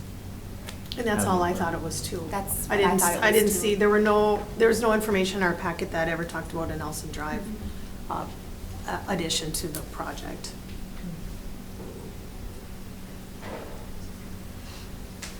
All right, so we're looking at 3 different options here. We've got the resolution to accept petition for improvements, resolution creating the district. We also have the resolution directing engineer for the engineering report. We can do all 3, or we can do 1, or, We have to have 2, right? well, I want Jim. I would probably separate them in this instance, just because I don't know if the council's gonna be on the same page with all of them. That's what I'm saying. I wonder if we should do C So I would first do them so we can separate. get. And I just want to point out too, the council has the ultimate decision. So if you guys don't want the Nelson Drive improvements done as well, don't do the Nelson improvements. You're not forced to do that. This is a council decision, so I don't want there to be animosity towards city staff and consultants if there's not something that you guys want to do. The council has the ultimate decision. Make the district as big as you want. Do whatever improvements you want. We're just providing information. Council make the decision. That's it. As a council, we should be prohibited from having animosity in making business decisions. So, all right. Jim, to get this show started, would C be the one, I mean, really? And then go to the other 2, or does it not matter? Doesn't matter. What's your opinion? You can set the district. Which one did you want to start with, Mr. Mayor? Report. I was just saying with C, do we need to do that first, or we actually we have to get the district? Creating the first? district is the first step. It's either create the district or accept the petition for improvements. That's kind of Okay. If we're following our policy, we create the district. if you're following the century code. And century code. The bigger one. Yeah, you establish a district. Then the engineering report is done. Okay, so we should do B first then. And part of that resolution creating the district, you're not only setting the district boundary, you're setting what improvements are done as part of the project and then naming it. I mean, that's. So in this petition, is the Nelson Drive stuff in this petition? Petition for It is improvements. only theirs, correct? So we can do A, to your knowledge, right? Do A? You do it, you could accept the petition, yeah, and then B. you Yeah, can the tell petition us is to take what out the all petition of A. is. Okay, Yep. so that's a start. We can start And the with A. petition was just for 8th, right? And I could accept, I do have a little concern, like I mentioned previously, with the language in the petition that says it has been received and that the resolution declaring work necessary shall not be required for said improvement district. I do have a little concern for that language. Is that It's language not- included to say that they're the largest property owner? So we wouldn't have to go through our other communication processes? So the council can choose what communication processes it desires, and the council has done that. So letters will go out regardless. Why that's in there is because under century code, if you don't have a petition for improvements, and if it's not a water project or it's not a sewer project, then the city, per century code, has to publish that notice in the paper saying that this project is being discussed, and that if you object to the project, you may file your protest to the project. And you have 30 days after the first publication to do so, to file that with the. And then we added our additional where we let property owners in the area know with mailing and have an informal project meeting before we actually approve the preliminary engineering report. That's our current process, correct? Would you like me to run through the policy? No, really I mean, quick? Or I just skim do through it? I do have it For the here. entire council? Sure, if they need a refresher. No. Okay. Okay. I was gonna say I could just do that if you like. Yeah, and I'm No. just going off of what century code Yeah. says and why that petition is important. Yep, no, I recognize the petition's important. I just had a little bit of concern with that language. I guess Okay, that's so it. where do you guys want to start on this one then? Start with A? I'll make a motion to approve the resolution accepting a petition for improvements for 8th Avenue. Okay. Jeff makes a motion. Can we get a second? I'll second that. Okay. All right, then all in favor say aye. Aye. All right, so A is done. All right, resolution for creating a district. What do you guys want to create it? Let me go ahead and make a motion. So the district has recommended is water, sewer, storm, and street improvements. So water improvements, sanitary sewer, storm sewer, streets. Lighting is incidental, but those are the improvements that we have in the title. That's the district we're recommending. Okay. I'm more wondering about boundary. What's on the south side? What's the name of that? What's on the south side? Yep. This is the Visto addition right now here. This is basically, it's the tree line. Okay. Vistos There's no is road here. there, that there's no dividing line that we could say? Nope. Okay. That's the tree line. So southern boundary of the Sparks. I'm gonna throw another wrench in here, because why wouldn't we? I don't know if that petition for improvements covers the majority of this district as drawn. I think that is correct. And I could be wrong, but do you know what I mean? Does it look like it does? That's why I had concern about that language too.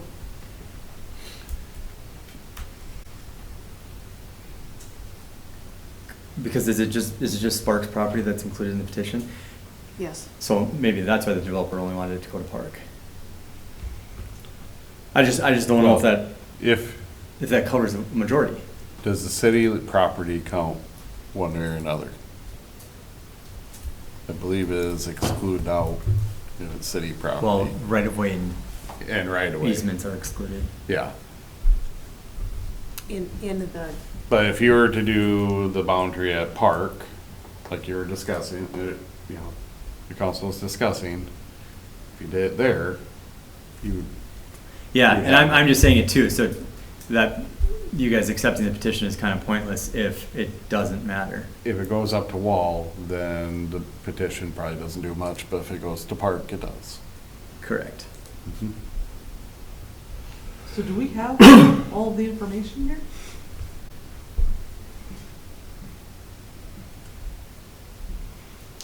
I think Maybe you we have. should just table it. I'm just wondering, yeah, I mean, are we lacking some more information here, guys?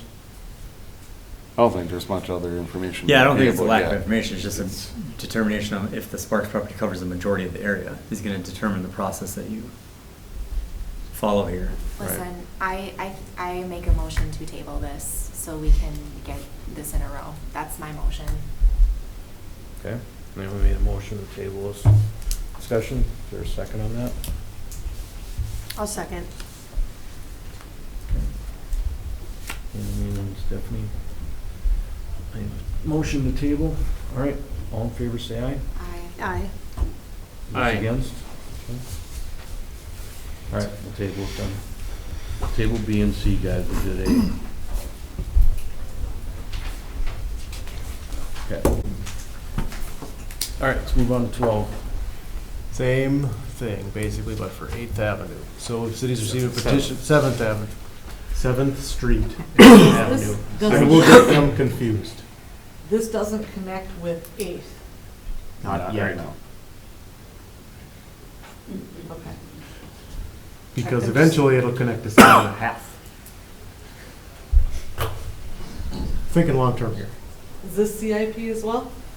This project, no, this is a requested petition Requested project. petition. Yeah, we've got a petition from Sparks and from Visto. And it's required for Vista's 2 accesses in and out of their. So El Dorado addition is over here. Yeah. And for the El Dorado addition to go in, which has already been approved, this needs to be a road. Sparks addition needs it to get out on the south side. So, that being said, we have another district. It only goes to Park. Drain 27, 17, and that same southern border of the trees. So, so the residents we were talking about just south of Park are gonna be in this district too, for both roads?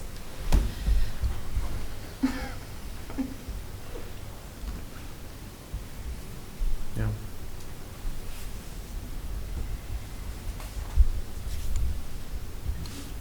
Okay. Questions, guys?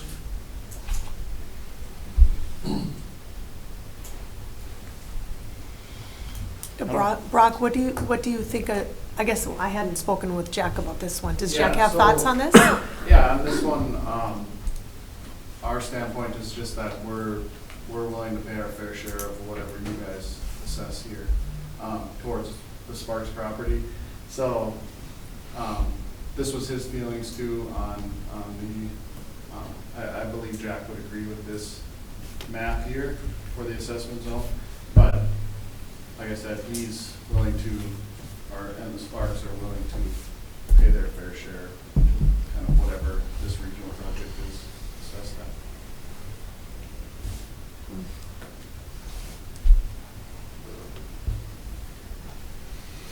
Okay. You guys want to do? So help me out here, Jim. Realistically, the two properties that are involved here are Kelly's and the Sparks property. Is that correct? Yep. And this is more of a regional, or this is a local? It falls along the line of a regional collector, just based on where it is in the comp plan. So it'd be kind of between a residential and a mixed-use collector. The only thing that I believe really differs is the driveway spacing. We had talked about that at planning and zoning. There was some concern about how this road functions once this Sparks edition and the El Dorado edition come online. Vistos edition, these are all rural section roads. I would not recommend that for this continuing to the north, just because this is residential. This is going to be residential with some shops, and then the city's got public facilities on the northern end of this. So this would be a no parking, limited access. I believe it's 50 feet. Is that what we talked about? 50-foot driveway spacing. And most of El Dorado, I believe, but all but two come off of the internal streets. It's this horseshoe. I believe there's 2 lots in the middle here, and then Sparks. That area. Not platted yet, but not platted. Proposed 15 or 20. And, Go ahead. and once again, this is built heavier duty for bigger equipment coming in. So the El Dorado edition is kind of more of a shop condo type. I don't know if it's commercial. I don't think it is that. It's more Residential with a piece of about 4 acres of industrial. So there would be some industrial. The industrial park down here, the Vistos first and third editions are industrial with truck traffic. That section is concrete. And then the public works facility up here getting truck traffic, deliveries and whatnot. This would fall in line with a concrete, sorry.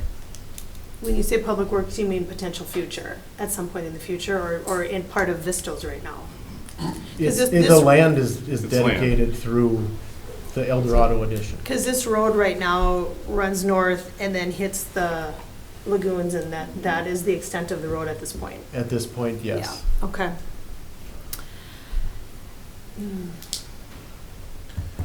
I have a hard time. I mean, it could be To lobbed off me, here. this is right now more local than it is regional, just like the other road.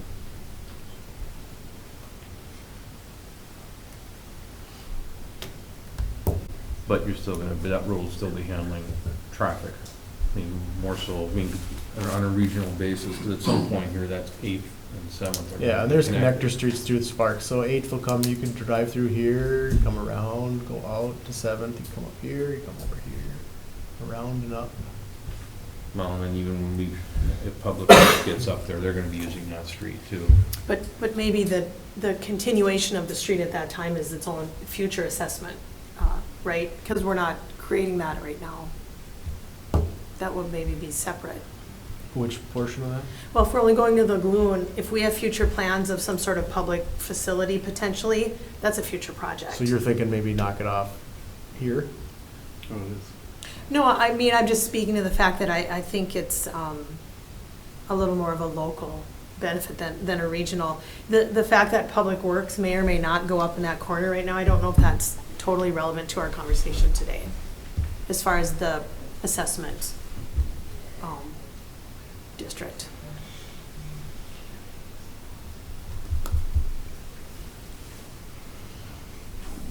Okay, so what do you guys wanna do?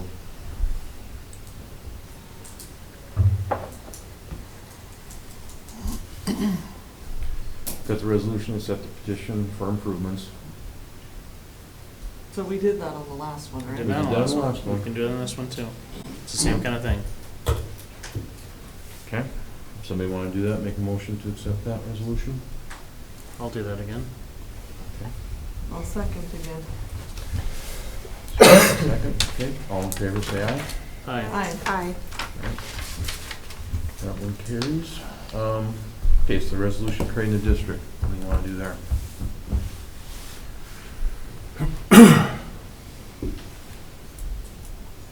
The Sparks are okay with it. I don't have as much of a problem with this district, I guess. But I'll let others speak that may have. I mean, until 8th is actually completed, I would have a hard time understanding how, you know, the northwest corner is going to make use of it, but I can see it in the future that they will make use of it, but. But there will be a road there too, right, Jim, that goes along there. So, right now, along the lagoons, this is kind of poor drainage, and then there's a stockpile of some borrow material there that we're gonna use to build 8th. It's been stockpiled there for a while. So the Sparks addition does have a road that comes off of 8th down here, and then we'll come out and through. Right. But eventually this will connect up here, and then the 8th will be continued over to here. Right, but you got the continuity, like from 8th, it won't be directly across, but it'll come down over, like the plat that we were looking at, so. I mean, I don't know how relevant it is, but I don't know that I see the people in the northwest corner up there. I mean, the roads aren't going to be connected. The roads aren't going to be connected right now. I don't know that I see them traipsing down through Sparks residential to get over down to 100th. I don't know. Maybe it's not relevant. The special assessment committee will be the ones that will make that recommendation. How about to the south where 7th Street connects to County Road 14? So this is being done and paved as part of the industrial addition, and that's being special assessed to the adjacent properties. To those residents. Yeah, will be assessed to all of these. Their district is basically this. The industrial park. The industrial park, yep. So there's no way that you view that road as basically a development road at this point? Comp plan tells me otherwise. The accepted comprehensive plan says that it is a regional. Yeah, I mean, it's a guide, but it's not a through street.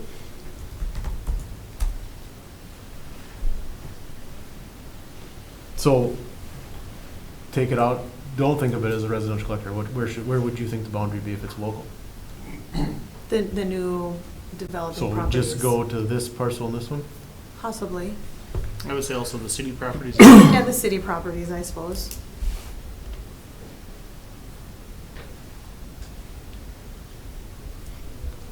Fine with me. Just a thought. You again are restricting that prematurely. Right. And I understand the point. That's why I said I don't have a problem with where the boundaries are currently at right now.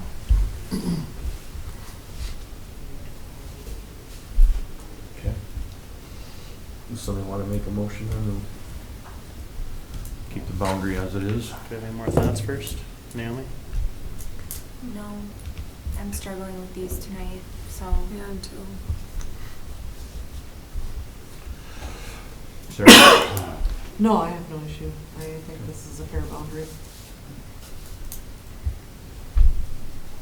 Okay, I'm gonna try to make a motion then. Make a motion, creating a District 2023-3 with the upper boundary of Park, west boundary of 17, east boundary of Drain 27, and I'm not sure what the south boundary is yet. We can just call it a tree strip, wherever you guys want to keep calling it. South line of Sure, Sparks south line. Edition. Or as presented. As presented. Okay. All right, Jeff made a motion. Can I get a second? Second. Sarah's a second. All right. All in favor, say aye. Aye. Okay. Motion carries. All right. So to do all this, then we need to create an engineering report. I will make a motion directing the engineer to prepare the engineer's report. Okay, Sarah makes a motion. Can I get a second? Second. Jeff does a second. All right, all in favor, say aye. Aye. All right, motion carries. And then Jim, can you just speak to them what the next step is then on this one? You'll develop a probable cost estimate, And then it and we'll comes mail back it to you out to for all approval. of the people in the district and have an informal meeting? Yeah. Okay, okay. Okay. Brenton, do we still have those policies handy regarding what we do and these steps and The special processes? assessment policy? Yes. Will you send that out to Yep. the entire council for review, please? We do have it posted on our website, but we can send it to you. Thank you. Okay, let's move on to 13 now. Jim. All right, Mr. Mayor, Water, Sewer, Storm, and Street Improvement District 2021-2, Terra Gardens, third edition. This has been a long-going project. This was started in 2021. We're now on to 23. Contractor's been in liquidated damages for a significant amount of time. The remaining items on that are completion of the fence along Wall Avenue and Park Drive, and also some landscaping items. The landscaping items include some fence, tree replacements, and a monument sign welcoming them to the subdivision. So why this is on the agenda now is I had a chance to talk with the subcontractor, Pro Landscapers, and they are still waiting for payment from the prime contractor, but they said they'd be willing to do the work to get it done directly with the city. So the attorney advises me that that can be done with payment issued directly to the contractor for that. So I wanted to give you guys an update, just that we are keep pushing this project forward. The fence is not complete. The fence is just falling in line with the rest of that project, where the fence foreman quit. Needed some materials before they left, and didn't order them. So the owner of the company, or whomever runs American Century and Fence, came out and looked at it. The fence kind of does a lot of this. He said they're going to fix that, and then once the parts come in here to finish off the fence, they said after Labor Day. Well, it's after Labor Day now, and we haven't heard anything as of this morning, but our project manager did reach out to them to determine when they're going to be back to finish up that fence. But the landscaping is a little over around $100,000, so that's the big item, the big ticket item that remains. So this will get that done and get us that much closer to finaling that project. So no action on it. Lucas said it can be done just because they were the original subcontractor with Fox Underground, and just to give you guys an update as to where that's at. It hasn't stalled out, but we keep pushing on with it. So. Okay. Any questions? I do have a question. So this, you said, cost about $100,000 to complete this. Do we still have money from that project that has not been given to Fox that we are then going to them? Okay. Yeah. We have retainage, liquidated damages, both of those. Okay, I'm fine. All right, any other questions?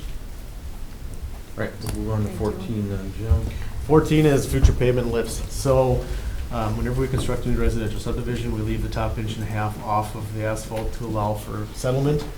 Come back in a couple years, and we fix some curb and gutter that didn't damage any settlement, and then pave the final lift on the road. So we have 3 subdivisions: Lost River 5th, Southdale Farms 1st, and Southdale Farms 3rd additions. The reason that we're coming to you now and not earlier or later is because we're hoping to get some direction and get some contractors to maybe do some manhole lowerings. We pretty much agree that this isn't going to be constructed this year of the full projects, but we want to get on the books early with the asphalt contractors. This year was a really heavy year for asphalt paving, and getting a contractor out here to do even patchwork has been a challenge. So we just want to be proactive with that. So in the past, there's been a method or multiple ways of funding these projects. Some of them had the funds built into the original assessment, and then we found that maybe there wasn't enough in that original assessment, because it could take 5 years. Typically 85% complete is when we run after and do these final overlays. So Finance Director Horace and I sat down this afternoon, and for the first one there, Lost River 5th, we have about a $489,000 project cost. $377,000 is still left in the capital project funds account for that project. So that's already been assessed to the residents. We would need to rebalance roughly $100,000 from the sales tax. You can elaborate on that. I'll run through all of these, and then if you've got questions on that, we'll come back to it. The next one was 2020-1 Southdale Farms First. That one, we have estimated project cost of $305,000. The city sits with a little over $400,000 in the capital project funds, so that one would need no sales tax. And then the third one is Southdale Farms Third Edition. That one is $387,000. That one, we haven't approved the final assessments yet. That's on the list, but right now that one isn't sitting with anything left in the capital projects. That was a rather expensive one to bond, and there wasn't any real contingencies put into that. So that would be a potential for all sales tax expenditures on that. So if you want to elaborate on the funding, Matt said he'd take care of that, since I'm not the finance guy, but I said I could present it here just to give you an idea. Those are the 3 subdivisions that we're looking at doing the final payment lifts on. There'll be more coming, but these are the ones that we're hoping to get some manhole adjustments done prior to winter and shearing snowplow blades off on. So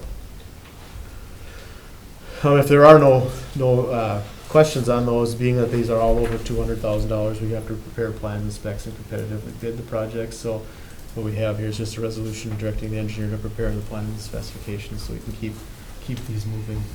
So we just need action from D then? You want L? Yes, separately? just D, A, B, and C. We're just there to give you an idea of where we are, the action on there. I don't know, are you ready? Would you be ready to dedicate sales tax funds to that, or would you do once we get the bids back? It'd be up to council if they would like to use sales tax for this. In the past, we have used sales tax to make up any difference from the capital funds. It's worked out pretty good for the city, and actually, when you look at their contributions, these new developments, you're getting quite a bit in sales tax dollars from the construction of these new homes and stuff going in there. And typically, the sales tax just making up a little bit. We're not talking $500,000 per district or something. It also avoids having to create another district and go through that whole process. So we're trying to keep things simple. If you're doing district for any situation, you have like 100,000 here or 50,000 there, it gets to be what point is too much. I mean, you were just talking about earlier tonight how much is too much for having too many districts hit you. Do we have the funds available in sales tax? Yes, we have the funds available. That's what they're there for, is infrastructure improvements, and this will fall under that category. So am I worried about, can we cover it? No, I'm not worried. Can we make it happen? Yep. And it would help us zero out with some of these capital funds that we have for the project, for these districts still. So. Is there a reason that we don't put the final asphalt lift into the actual project? So there's been a lot of discussion with the developers as to how much that actually is and when it gets done. So it's, one of them, there wasn't enough money.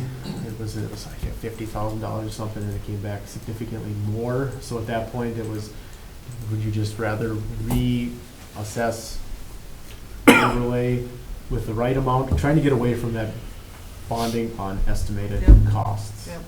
And that's what kind of is. It's a general question, because now we're being Yeah. asked to take it out of sales tax. You know. Yeah, and there is a portion of sales taxes for infrastructure, so. I get that. There's some of that, yeah. Okay. Council's general thought? Okay with it. Yeah, I mean, I realize we probably shoot for the best in the estimates, and sometimes it just, for whatever reasons, there's just not enough left in the. Costs in go overage. up, I think, is usually So- what gets us. And there is that too. I mean, the city has experienced about every known disaster you could possibly think of, from flooding to drought to hurricanes to PVC pipe shortages to cement shortages to, it's just been,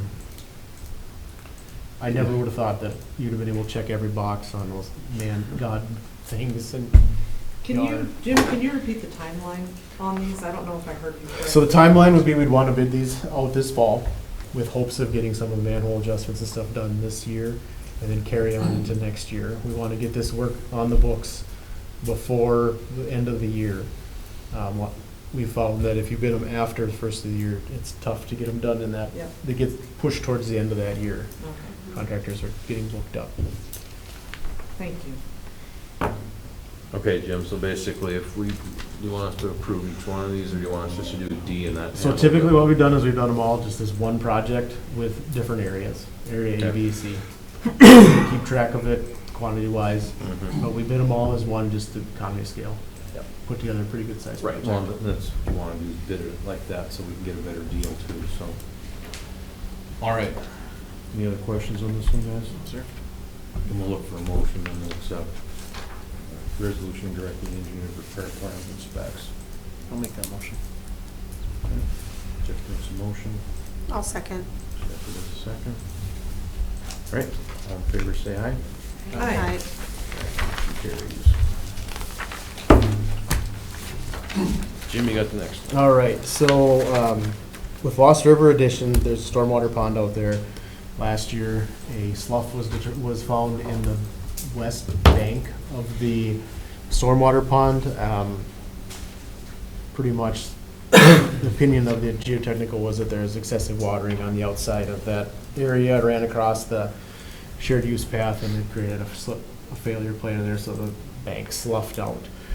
We did get that report back here just a little bit ago, and similar to the force main leak, I'm just looking for some direction from you guys to solicit quotes for this work. And we'll bring them back before the quotes are awarded, but I think it'll probably be, I don't have a good estimate yet of it, but it'll probably be under 200,000, so we can just quote it. But I still want to get your blessing to get out and seek those quotes. Have we addressed the watering issue? It's been watered less this year. I don't know if there's any, if the code enforcement guy here has any teeth to put into that, but there really is no watering ban, is there? No, not necessarily. So. And we Ordinance discussed. doesn't really I think we cover previously- egregious watering either. I think we had previously discussed the funding source for it. Could you just reference that again, Jim? I don't know if we have, to be honest. Oh, I thought we did So, last time we talked about I'll this. let Maybe the not. two money guys talk about Maybe funding not. for this one. I thought, Well, the I don't think city- he was around, so I'll look at Brenton then. I thought we discussed. Matt was there around was, too. um, But let me check here. It wasn't that long ago. Wasn't this one where we had the pictures of the overwatering and the Mhm. sloughing? I feel like we talked that there was some funding available within the assessment district to cover it. So the money left over with the assessment district would be, we were just talking about that one for the pavement. So we have. Oh, you mean for 16? Yeah, for Lost River 5th edition, we have 377,000 for capital project fund. That cost estimate is 489,000. With that, there's some money left over, I believe, in Lost River 1st through 4th edition, not 5th. And then there's sales tax, obviously. Those different things are options. First through fourth, there's about 228,000. Yeah. So we could use some of the capital funds from Lost River 1st through 4th. And I believe that's when that pond was done. Mm-hmm. Was with 4th, or 1st through 4th. Next year, first edition. So Are there you other could use needs? some of that. Are there other needs though for 1st through 4th at this time? Have they had their final lift? Yeah, they've already had their final lift in 1st through 4th. That was done last year, or the year before. Year before. Year before, yeah, because last year we got cracked, so, yeah. So yeah, can there be some other needs, or are there some other needs? I mean, there's a few drainage things here or there in Lost River 1st through 4th. Other than that, I'm unaware of anything else. And as for the total cost of this one, you have that. I don't. Or we don't have a total cost No, yet we're- for we're what not. this is, so. Has methodation of stabilization been determined? No, we have a geotechnical report from American Engineering and Testing that has some recommendations in there, but we haven't nailed down which is the best alternative that they provided. So please loop me in once you get those options for further discussion. Because didn't we have a big discussion on how they're gonna accomplish this? Because don't they have to go down the bike path or whatever just to get to it? to Yeah, fix it's a it? pretty secluded area. There is a vacant lot in there that, on the south side, that have been proposed to potentially talk to the developer about just accessing it through that area, but we haven't got that far yet. And just, I guess I would chime in just for a public safety standpoint. We did hire a contractor just to temporarily fill it in a bit and reseed it for now until you know, an ultimate decision is made on stabilizing it, but that has been done to this point. I don't know exactly when they're gonna get up there, but just to fill in the hole underneath the concrete and stuff, that's all. So, contractor separate of this has been Yeah, hired? yeah. But the work has not been done yet? Not yet, no. Okay. Within the next couple of weeks, I believe. Just as kind of a temporary patch, just so that. Yeah, so somebody has a twist an ankle Right. and all that on there, yeah. Right. Okay.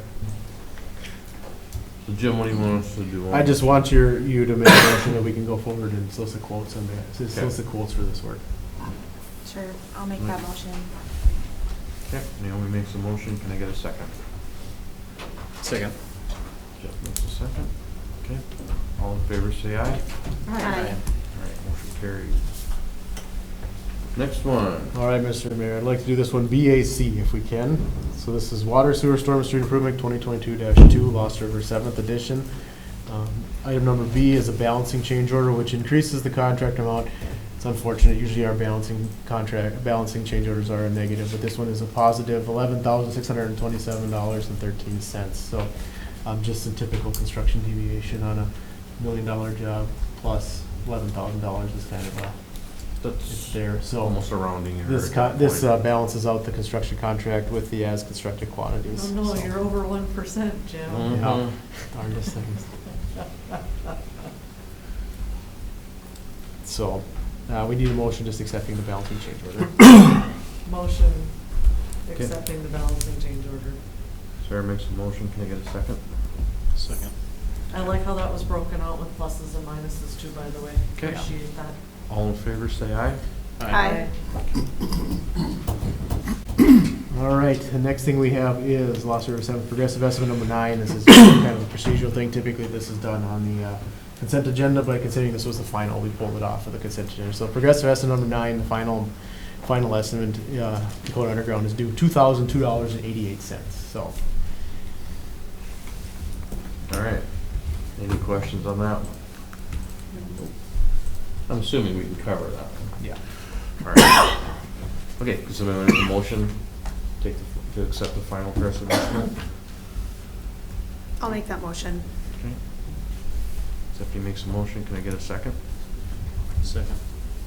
Makes a second, all right. All in favor say aye. Aye. All right. And the last thing we have is the final review and acceptance. This is a standard form we have for Water Sewer Storm Sewer Improvement District 2022-2. It says the one-year warranty period will start on August 10th, 2023 for the above project. It's been signed by the contractor, our engineer, and it just needs the city's signature. So this establishes when that warranty starts and then what the year is from, and then the year from that. So it's just a procedural closeout item. Final, done? Done. Good. So we want to make a motion to make the final acceptance? Yes, I'll make that motion. Okay. Sarah makes a motion, can I get a second? Sure. Naomi has a second. All right, all in favor say aye. Aye. All right, motion carries. All right, 17, Brent, you got that one. Okay. Going to be with Matt and I here. We'll get into the details more in just a minute. However, this general conversation in regards to the 2024 budget, more an update, and then we're really talking the general fund. It's the main area of discussion. I mean, we could talk to other areas, but the main focus is the general fund for tonight. I want to stress that tonight, the budget hearing isn't until next meeting? The 18th. September 18th. So at that time, that's when council would take action on a budget. However, we've gotten feedback from various council members and addressing some of their concerns. The memo that we have provided addresses the proposed mill reduction. We've had further conversations, staff has, with various council members, where some have had desire to do a 5 mill reduction. The preliminary budget that we had proposed and the preliminary budget that was approved was with a approximately half mill reduction. The reason we have the half mill reduction is we had a reduction However, you can always go down, but just a reminder, you can't go up. So that's why we started at the half mil, knowing we could have further conversation, but we want to show you where we're at. We've had a few different adjustments in here, and like I said, what Matt and I have proposed in the memo reflects some adjustments to where we would be able to get down to that 4 mil reduction. Also, you have in front of you, you have 3 different handouts. One is the budget, preliminary budget with the half mil. The other one is with the 4 mil reduction, and then the third one would be with the 5 mil reduction. I'm sorry. So, There it is. Yep, there you go. So I just want to make sure you have those for reference there. I'll have Matt get into the weeds in just a minute. In a nutshell, the main ways that we cut down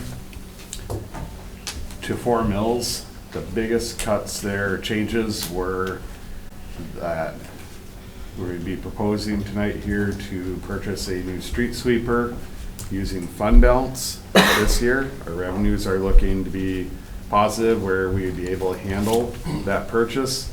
By doing so, that removes almost 2 mils, roughly, if you translate into mils. And then the code enforcement officer position, that drops down some mils right there too. Those are the 2 primary areas. The memo outlines it more. I'll have Matt get into the weeds, but I just wanted to talk high level with you at first. With that street sweeper, by purchasing it, if the council was to approve us to go buy it, we would go and call the place that has that street sweeper on hand. I did check with our staff. They confirmed as of around 4 o'clock today, that sweeper is still sitting on the lot, or is still available. It comes in at just under $225,000. If that sweeper was to sell and we had to order one, you're looking at more in around that $260, $275, right in that range. So that's why we're proposing that, hey, let's purchase it. Then we don't have to finance it. We have the funds available. We can make it work. Did our city get swept this year? We've had Pro Sweep in town, I believe twice. Looking at it, Yeah, twice. It was they came right before Bean Days and about a week the before that spring as well. they're here. So I think they've been here 3 separate occasions. 2 of them were around Bean Days to clean up the city for Bean Days. But it hasn't been, the third occasion was not the in-depth sweeping. It was more of isolated that they had a sweeper available for the day. When they come in to do the city, normally they'll come in with a crew of 4 or 5 sweepers, hit it all at one time, get in and get out. I counted 6 2 years ago, but I yeah. didn't catch them this year, so. But we have not had that convenience this year as much, so. Any issues with future years? Pardon? Are they willing to come back in future years? The contractors for sweeping? Yeah. They are, it's just the challenge is they sweep for over 70 different cities. Oh. So there is a demand all over for their services, and we'll get them a couple times. Yeah. That's about it. That's our challenge. So, yeah. With that, another thing I would like to point out, you've heard it from staff before. Do we recommend, do we encourage you to do reductions in mills? We understand the need to reduce, or the concerns to reduce mills. We do have concerns at staff level of if you reduce the mills, you may be in a situation next year, years later, where instead of you may have just a smaller increase, you may be faced with a bigger increase. Over the last 5 years or so, 5 or 6 years, the city has done a fairly good job of keeping the mill rate pretty much the same. They're very, very close to the same, very little fluctuations. By having those ups and downs, you start to limit the predictability to people, because if they know, okay, my property value is going up, say 5%, most would assume my taxes are going to go up probably about 5%. With this, if the mills go down, if they have to go up, you are increasing it, make it more difficult for folks to be able to project out. Not saying it's a bad thing one way or another. I just want to make sure that you understand concerns that we have at the staff level. Also, there's different factors out there that if we have a decrease in valuations, now do I see it happening in the next year? No, I don't. But it does happen from time to time. If you have a decrease in valuations, interest rates drop, or one thing that has helped us quite a bit, and Matt will elaborate on just a little bit, is interest rates have been higher for our funds, like through the bank. So we've been able to get more interest for that. But if, say, interest rates drop, that could impact us too, to where we don't have that cushion right now that we have. We have a cushion right now because we budgeted interest rates pretty low. Going into next year, that's one thing that's helping us quite a bit, not have to put as much pressure on an increase in mills, actually being able to propose a decrease, is because of interest earnings. Interest earnings for this year's budget was projected around 0.5%. Going into, this year, we did not expect to be dealing with over 4%. I believe right now we're on 4.5%. 4.5% for our interest earnings. If you asked me a year ago at this time if we thought we'd have 4.5% interest earnings, I would have said crazy. And just being straight up, I would not have predicted that. So, do we believe that's going to be sustained long term? No. I do believe it's going to go down. It's just how long does it take for it to go down again. So, but Matt, if you want to run a little more detail of these scenarios and sure, kind of walk them through I'll it. circle back to interest rates here in a moment. But the first handout is the 4 mil reduction. And again, these are approximates. We don't know the exact mill until after every entity has turned in their budget to the county. The county tabulates them up and then figures out where everyone sits. So these are all approximate mills. So the 4 mil reduction, to get there, we've taken the street sweeper away from the fiscal year 24 budget, assuming that we have the approval to purchase that using revenues from this year and save $40,000, $50,000 right off the bat. We've taken out that code enforcement officer position, and we've fed an additional $28,000 to our general reserves. As the memo points out, that's an area of focus that I'm concerned about and keeping a close eye on. The GFOA, or the Government Finance Officers Association, recommends maintaining a reserve level of at least 2 months of operating revenue. With $150,000 in reserves, we currently have 16 days of operating revenue in that reserve account. So by the end of 2024, the recommendation would be have a minimum of $575,000. Now that's a lot of money to funnel away right now, so we can make a multi-year plan to get to that point. So every little bit does help. For the 5 mil reduction, we have everything kept the same as the 4 mil reduction, and the only thing that's added is that we've added $35,000 to our interest earnings forecast. So we've added $35,000 in revenue for interest earnings. So that's slightly less conservative than we're sitting in that approved preliminary budget.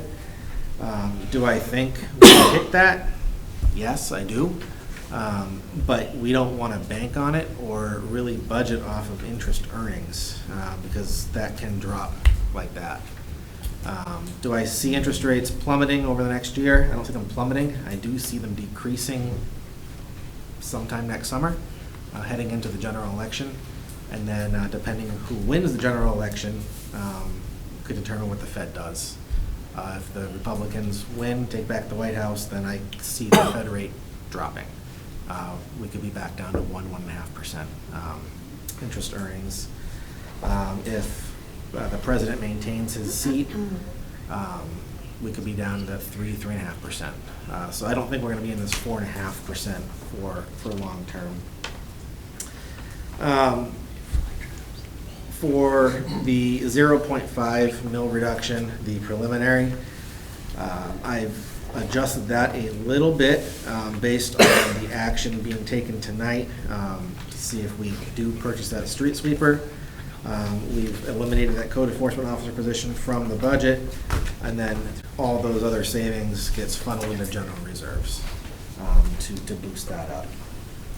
Right now, taking into account budgeted 23 and the preliminary 4 mil reduction budget for fiscal year 24, we're projecting that general reserve fund to sit at $213,000 at the end of next year, less than half of where we need it to be, but it's something. You know, with how revenues are looking to be this year, we're going to do a budget amendment towards the end of the year. If we do that street sweeper tonight, that'll be reflected in there along with funneling more into general reserves. I think over the next year, 2 years, you'll probably hear me say the phrase general reserves a lot. We want to make sure those are healthy.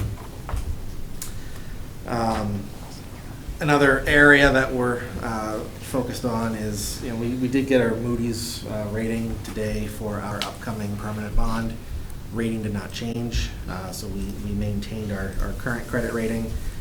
However, in that they do say that our low general reserve balance is a factor of a negative outlook, and that factors that could lead to another credit rating downgrade would be to lower revenues, so in essence decrease property tax rate, and by not funding general reserves.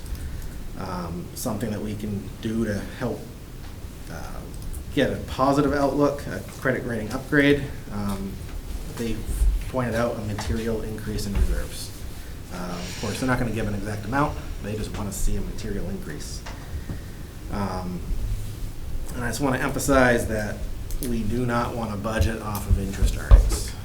We don't want to rely on those to pay for critical expenditures. So, if you have any questions, Brent and I are happy to field them.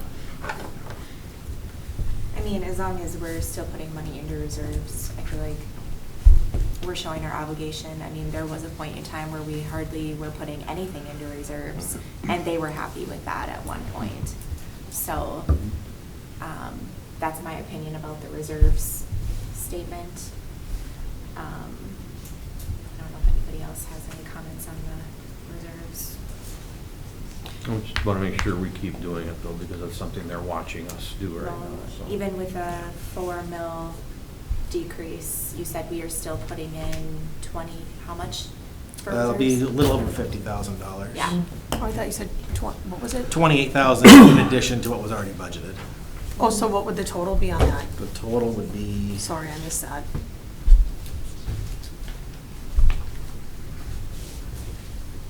$53,000.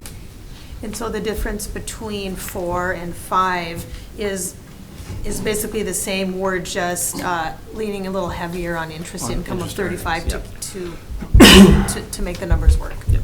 Okay. Yep. So with this, leaning a little heavier on interest income, putting 53 in reserve. Okay. Yeah, and you know, a little bit of backstory on the interest earnings, or not backstory, but more context of where I'm coming from. In my free time, I'm manager, executive director of a nonprofit.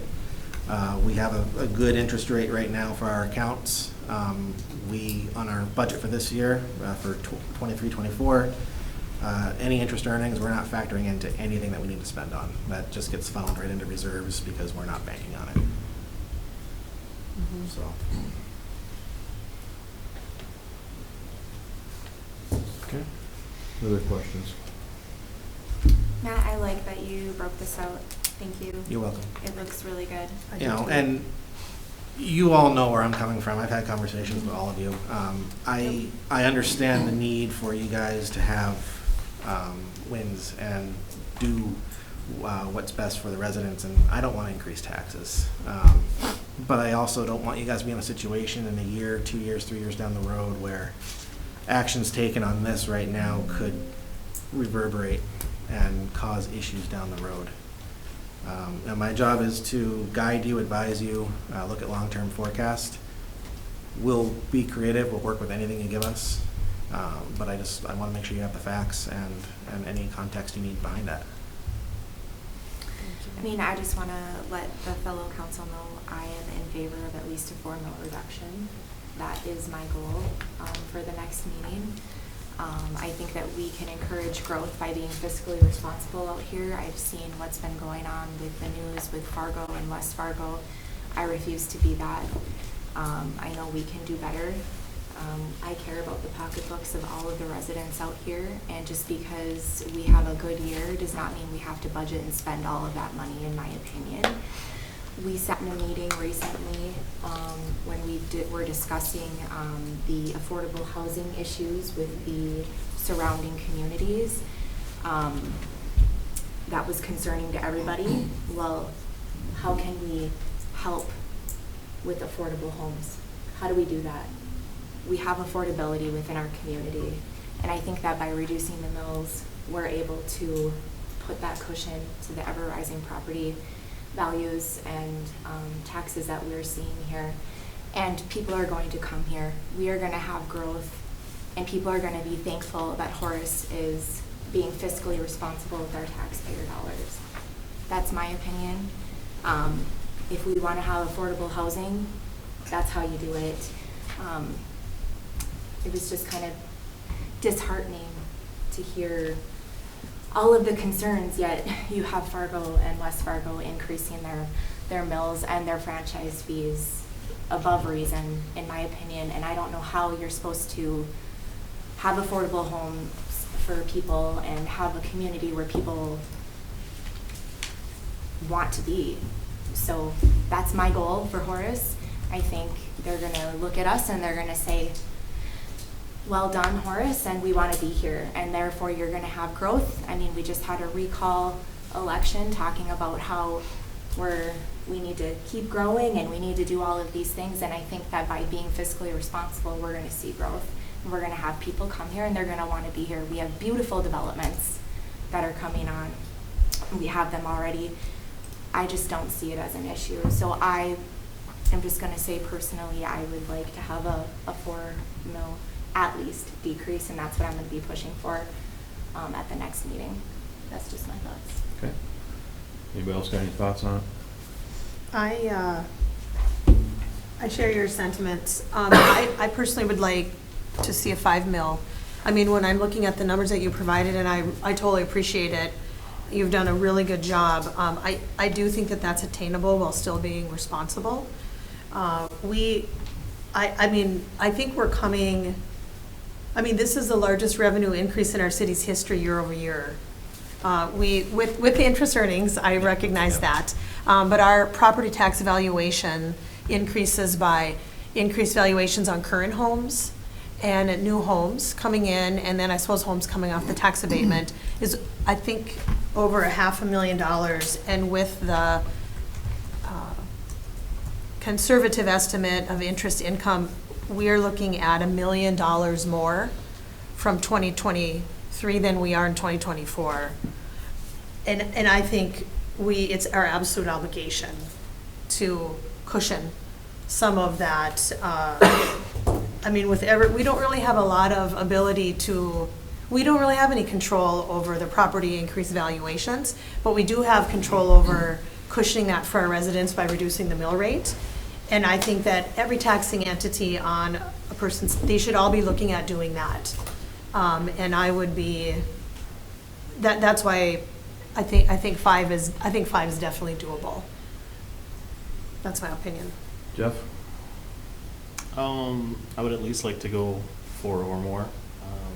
As what Naomi said, that's what we all discussed on in the first meeting in January, and I'm trying to stick to that. Okay. Sarah, you got any comments on that? None that anybody here is going to want to hear. Okay. I would. I'll just Mayor, if I may say one more thing. Go ahead. I'd like to pose a question to Mayor and Council. I do not need an answer. We can talk one-on-one if you want. Something just to pose. Where our interest earnings budget for the preliminary budget is about, if you want to talk in terms of mills, it's about six mills over what we budgeted for 23. Now, if we go into 25, a year from now, we're talking about the 25 budget, and interest rates are, forecast to be back to where they were last year, and now you have 6 mills of revenue you need to make up. Where are you going to make that up? I don't need an answer. We can chat. We can definitely chat. Yeah. I think the other thing too that we need to think about too, and I don't have a problem dropping mills, some, but we have to think forward here a little bit too. At some point, we're gonna have to hire on some more law enforcement. We're gonna have to do it now, but we are gonna have to. We're getting close to 5,000 in population. What we're currently running is. We did now. budget for 3 for this year, we still haven't seen a third. And this So- leads to my commentary, which I'm not gonna extend out here because I'm in the minority, but I think we're out of our living minds to try to reduce mills at this late stage, not knowing the outcome of the next election clearly, with interest rates rising, with increased costs in a growing city. All due respect to all of my fellow council members,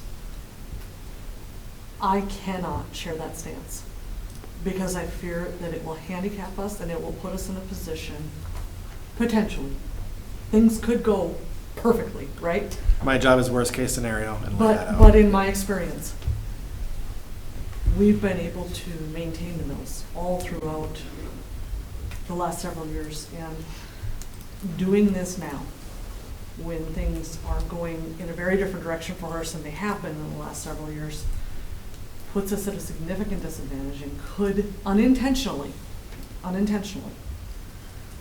put us in a position where people are forced to correct more so than they ever have been in our community in the past. We've all taken some really big tax hits. I can speak to that personally. I think we all can here. And I would love nothing more than to reduce some things, but some things in our economy need to equalize before we take that risk on behalf of our residents. That's all I'm gonna say right now. I was just gonna say. The police issue is huge. We're gonna be dealing with that more and more, and we're gonna need our own police department.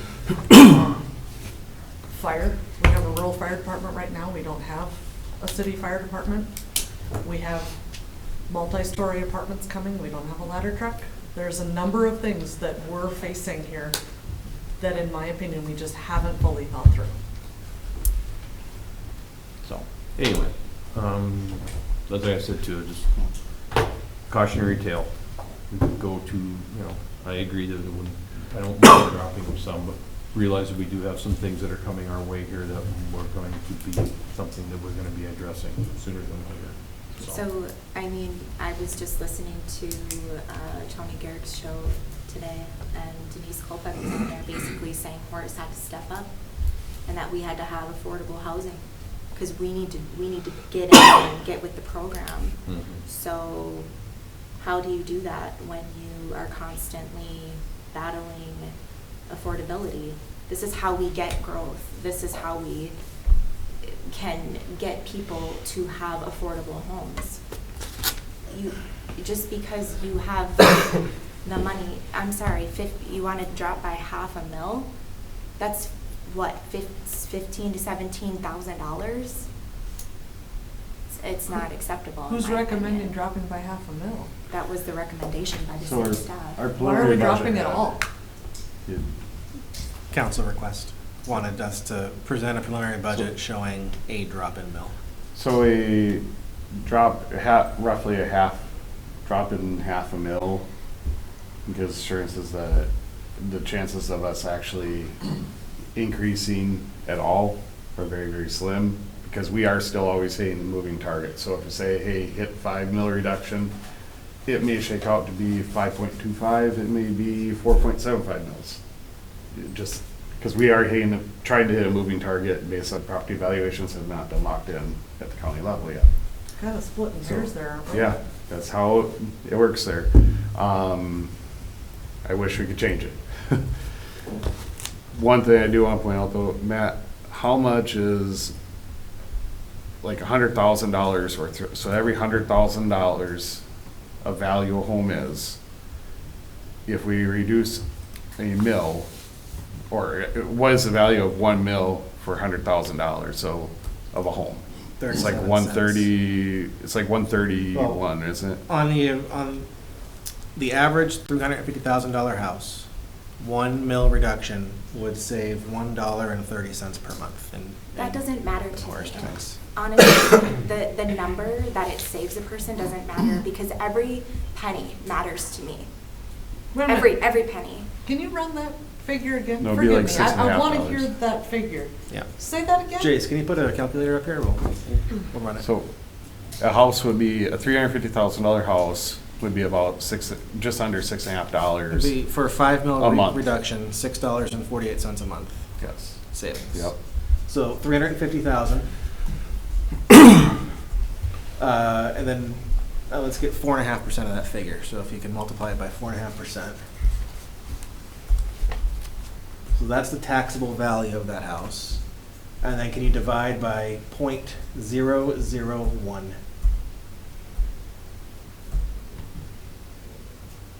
I'm sorry. Multiply by Multiply. 0.001. Yes. Divide by 1,000 or multiply by 1,000. So times 0.001. $15.75 per year per mil. So that matters to me because when you have ever rising taxes constantly, it hurts the people that can't afford it the most. Those people are the ones that notice every single dollar that we increase, every franchise fee, every increase in their water bill, every increase to their property taxes. Every single dollar matters to me. So when I can reduce anything for somebody, I'm going to do it. What if you have to raise it by 8 next year? We're not going to raise it.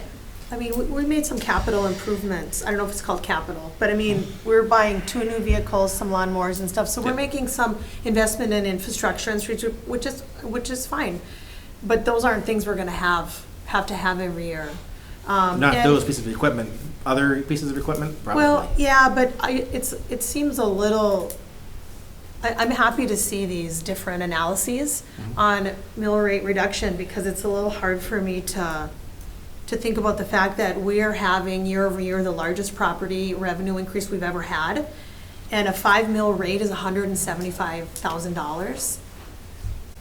I mean, that's a huge increase from last year. If we can't find a way to cut $175,000, I'm a little bit worried about needs versus wants. Just being honest. Why don't we support some of the additional infrastructure that we're putting into this town? I mean, this whole meeting we talked about roads, right? So in the last couple of years, we've added 27 plus miles of roads, and we have 1 tractor and 1 blower, correct? What if that goes down? How do we get people out of their developments in the event of an emergency next year? Should we have a backup? Maybe. They didn't have it on the budget. That is in this budget. I'm just saying. The blower is. We've got reserves, we got some things, but I mean, we're talking $75 a year. I mean, the city could utilize that again in a fund, and we could easily provide increased services for our residents, which I think people would appreciate more than, $15 a month. Maybe I'm wrong, and if I'm wrong, please tell me. But if we're not able to service our residents, which I mean, let's face it, we're struggling now. What good does that do? No, I hear what you're saying. To make them feel good and say, here's a few bucks back. Hey, everybody loves a few bucks back, but. I hear what you're saying, but when you have Fargo sitting there telling us that we have a housing crisis, how do we make things affordable? We lower the mills. It's metro-wide though, it's not but just I understand. It is metro-wide. It is metro-wide. Looking at increasing their taxes, they took a $2 million And they increase. didn't have to. They absolutely didn't have to do that. They did not. It's I've an opinion. done some research. And I'm not saying right or wrong. I mean, it's a different city, right? We need to focus on ours. Now, ours is growing exponentially. Our infrastructure is expanding exponentially. Our population is growing exponentially. And it's going to continue. And I don't think with the instability, especially with the rates and everything else that we're dealing with right now, that now is the time. And it's, again, a personal opinion, and I'm allowed to have a different opinion than everyone on the council. Yeah. And I am, like I said, I'll just make it known too, I'm concerned if we go too far, because I think that we could wind up in a situation where next year you guys will be looking at an increase. But, like I said, I'm not opposed to maybe 3. I can do that. Just seeing what we're running up against, I could do that. I guess if we're worried about an increase, then I think next year we really need to be looking at our budget very closely to see what our needs versus wants are. If we're that concerned with our highest revenue coming in, that we shouldn't be doing any kind of decrease, that's my opinion. do it this year. This budget isn't final yet, is it? That's That's why we're exactly talking. it. That's why I'm doing a decrease, in my opinion. That's how I'm voting.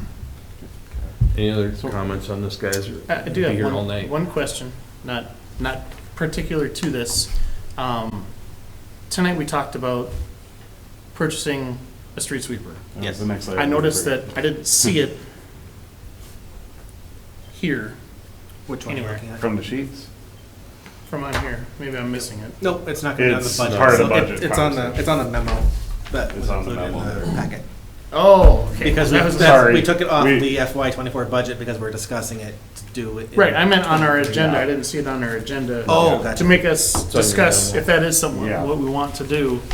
Maybe- Use our excess from this year to purchase Yes. it to make sure I we mean, get. that's what Sarah mentioned we should do. I mean, you think we should utilize the funds that we have to save the 40 to 50? I'm just saying I didn't see it on the agenda is all I'm Yeah. getting at.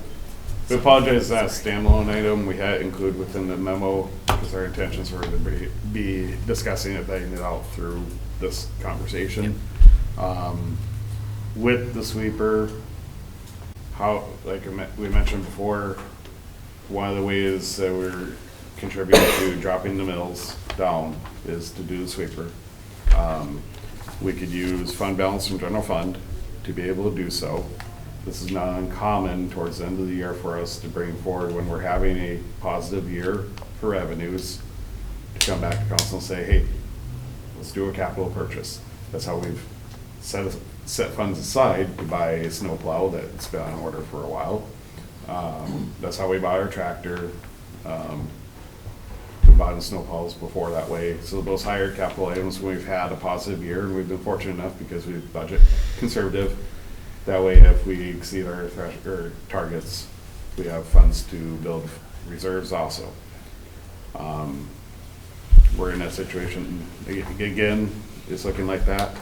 And with the street sweeper purchase, like I said, we'd be able to get it for a lot cheaper than if we waited and that one sold and we had to order one. So that would be conversation for you. I'm scared because you're smiling. I'm trying to read your mind. So, are you wanting something to do like that or not? Yeah, do you want to, I mean, Personally, I'm still baffled why we didn't buy it last time. I mean, we've been sitting here for a whole year having to go out with skid steers and clean up after people. I mean, taking twice as long and costing twice as much instead of doing what we should have done in the first place. But, I mean, that's just my opinion. So I'm comfortable using our excess funds from this year to purchase it, to also save on the interest that we would be paying if we didn't do that. Because if we have the money, why pay interest? Is my thought. It's not smart. Especially at an elevated interest rate. So. Yeah, you'd be looking at And about this $40,000 to piece of equipment- $50,000 savings, and then about $25,000 in financing costs you'd be saving as well. And So, this is the one 70. piece of equipment Public Works, like, absolutely. That's their biggest ask. This is their biggest ask. Yeah. Okay. But this is a meet in the middle street sweeper. This is not the, like. Right. But Adam said he would be comfortable with it. So I was like, fine, that, to me, if we can purchase it, if we agree to purchase it, I'm okay with it because it saves us all the money and the interest and financing.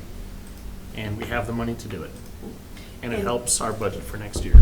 And Brent, we discussed that the purchase of this does not affect any of the set-aside funds that we had for our No, we'd be using fund balance. snowplow. That So what we'd be waiting on. doing, typically after we set the next year's budget, some council may recall this one is right around October, a little bit in October, mainly November, we'll come forward to council with a proposed budget amendment.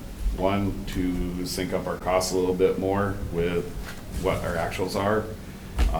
But two is to account for these different items like capital expenditures. Also, that's the time when we'll go through and go, okay, if we had additional revenues, do we put it into reserves? So the intention is to spend down fund balance a little bit, or use fund balance. And like I said, revenues are looking positive for the year, so that's why we're looking at it that way. So, just out of curiosity, I was really, really proud earlier this year when we, as a city, we're able to offer a contribution to reduce special assessment costs for the residents of Chestnut Ironwood. We were able to say as a city, hey, we're willing to put forth a percentage, and what was that percentage? 25% of the cost of this project to assist you residents, which was a sizable amount. I mean, a sizable amount in everyone's pocketbook. Personally, if it were up to me to help our residents, I would love to continue that program. I would rather not lower the mills, and I would rather offer our residents an opportunity to lighten the burden with assisting in special assessment opportunity, cost sharing opportunity, because I think that has more of a direct impact for people than a simple across the board lowering of the mills. But then it only affects certain individuals. It doesn't help everybody. Well, everybody takes a turn. So we are approaching that. Earlier this year, we also addressed that with Wall Avenue, east and west. I believe we accounted for it with 66 and 63rd. Yeah, it was pretty much everything in the 23B. Basically, yeah, 10-bond 23B are package big was a projects for this 25% year. for The big the ones, it does hit eligible. up quite a few different areas, but it would be projects that have a regional impact, larger impact on the community. Would that help some of your neighbors for the Wall Avenue reconstruction that could potentially be coming? Yeah, if it's in 5 or 10 years. Those funds are from sales tax, correct? It's a combination of sales tax, prairie dog, Yeah, we and had so some we ARPA have the funds, finance. so So it's a that's- combination of different revenue streams. That's not what we're talking about here No, tonight. it's Yeah. separate, but No, but I think that it's something to think about, because I think there's more creative ways that we can look at this. And it's not to say that, I mean, each person on this council will do what they want to do, but when I look at getting creative on how to save money, I look at what's going to impact people. And a couple of the ideas that have come forth so far, I don't believe have as much of an impact as others. And so that's where I think we as a council can come together and have some of those discussions. on the Chestnut Ironwood, what you're referring to, Sarah, Chestnut Ironwood project, specials, Jim, the range of specials are around, what, 15 to 20, depending on, without city participation? Yeah, So- say 20 to 25 without city. So 25% does provide quite a bit of Adds savings to up. folks. Mhm. All right, anything else in the budget? All right. Matt, anything else? Sweeper. Just need the motion for the street sweeper. Okay. If you're comfortable with the sweeper, that's the last thing that we have for tonight on budget. Okay, so we want to make a motion to purchase the sweeper, like we discussed. I'll make that motion. You want to do a second? Just so you know, the cost that we had would be, 220. it's like 223. I'd just say go, if you go 230, not to exceed 230. That way, if we do need to do any extra lights or anything, safety, anything like that, I do not expect us to be above 225, but I want to make sure we come back to you. Does it have flashing lights on it? We should. I'm serious. But sometimes we want to add more. And that's something that's a big deal So- for visibility, especially when we're sweeping the dust that is kicking up. Yeah. In the staff recommendation, the memo, we do have not to exceed 235,000. You can Okay. scale that down if you want to 230. Do 235, just to make sure we're safe. Yeah. And I hope we don't spend it all. Yeah, we're not going to spend it if we don't need to, but we want to make sure we're covered. Amend my motion to. Thank you. Not to exceed 235. Got it. Okay, somebody want to do a second? Sure. I'll do Okay. it. Just a second. All right, all in favor, say aye. Aye. I, All right, motion carries. Go get the sweeper. Get that done. All right, we'll move on. Jim, give us the update. All right, Mr. Mayor, you should all have a copy of the summary sheets in your packets, so I'll kind of breeze through them. Stop me if you have any questions, or we'll take time for questions at the end. So we'll hit the ones that are on the agenda. So Paul Avenue West, all the pipe work is done in the milestone number 1, which is from Memory Lane / Lost River Road to the east. They did start last week with subcutting, the excavation, and preparing the subgrade for pavement. So they're moving along on that. Chestnut Ironwood, everything is complete minus the utility crossing for the sanitary sewer force main across County Road 17. We've kind of had a lack of response from Master Construction on when that's going to happen. So we've been hitting them up weekly and getting told it'll happen this week, and it just doesn't. So we're going to take a little more active approach with those guys. Wall Avenue East, I believe they finished up the pipe work today, so the storm sewer is in on that, and they are building the road right behind. The road looked like they were probably about 3-4 houses from the west on the way back. So that one is progressing nicely considering they only started 2 weeks ago. So. Are they still on track for? It'll be a little bit delayed just because of some of the negotiations we had with getting access, maintaining access to the orchard and that, but they are putting forth an effort. They had 2 underground crews in there at one point and a base crew right behind them. So lots of equipment in a little area if you haven't heard Well, of I've seen it. taking a look in there. So they're being pretty proactive there. Jim, let me back up real quick on Wall Avenue West. Are they still on track? That you're aware of? On track with their revised schedule that we approved. Yeah, that's, I mean, we're still in end of September, basically, is what I'm shooting for, okay. Arrowwood 3rd edition, 95% complete. They did get the seeding and hydromulching done around that. We are working with a developer on some project costs on that. Maple Lake Estates addition phase 2, completion date was last Friday. They still have some remaining work to do on 104th and some cleanup, moving up topsoil and some seeding and hydromulching on that. What percent do you think? Oh, they're probably at least 94, 95%, something like that. Southdale Farms 4th and 5th, our 4th edition's done. People are building in there. One punch list item remains for this fall when the water goes down. When the water goes down the pond, 5th edition. We just have to do a final walkthrough on that to let that get open to builders. 66th Street, first pave has been not delayed, but it's been delayed, but it's supposed to happen on Thursday. They have 2,500 yards scheduled to come in on Thursday, so that would be the southbound lane up to from 76th Avenue to Christensen Boulevard, or just thereabouts. And then next Tuesday, they're going to turn the paver and come back down with that same amount. So grading work is complete all the way up, I believe, to close to 76th or 64th Avenue, and the base work is progressing that way. So 63rd Street, all the sanitary sewer in, that's deep sewer, water main progressing this week, storm sewer the following week. So they're on schedule. That one doesn't have to have concrete pavement this year, but I think the next thing that Dakota will do will probably be paving of Wall Avenue East, and then they're hoping they could get over and get some of that pavement done on 63rd, which would be a good thing.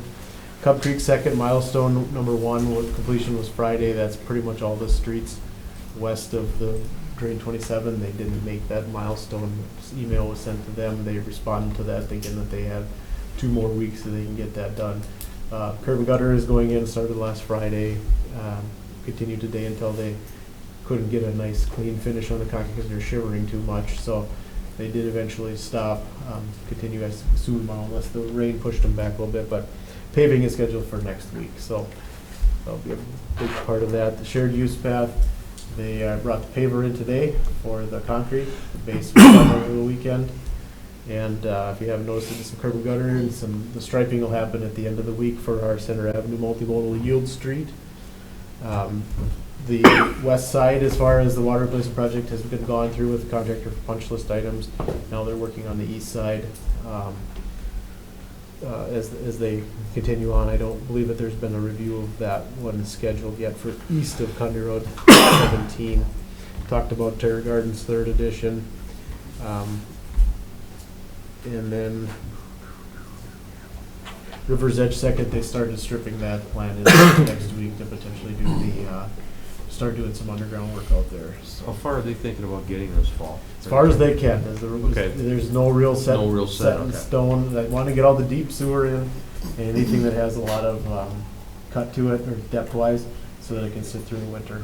I was just wondering, I saw that they were staging out there, and I was just curious what they're planning to get in by the time it frees up half. Lots. Okay. So that's any of these in jeopardy that you're aware of that we may not complete this year that should? No, but a lot of them are weather dependent. I think that everybody's got the same things that kind of slowed down a little bit on Wall Avenue West. I'm not quite sure why. The underground crew worked pretty hard, and then we got the grading crew to come in, and there's only been 4 guys. So I'm not quite sure why there hasn't been more, but there was a gas line conflict. So I think if you put too many people in the same spot, things are going to go wrong. So they've been working together, but I noticed today that there were an awful lot of gas company or MP people in there working, so kind of limiting what Park could do over there. But so there it is in a nutshell. Any other questions for Jim?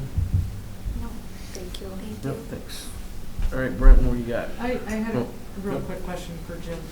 On the Chestnut Ironwood project, I recall hearing that there was an issue where there was still some low spots. Was that ever rectified? So we went through, we surveyed it, we haven't gone back and come up with a plan of action. It's been on my desk, I just haven't had a chance to get through it all.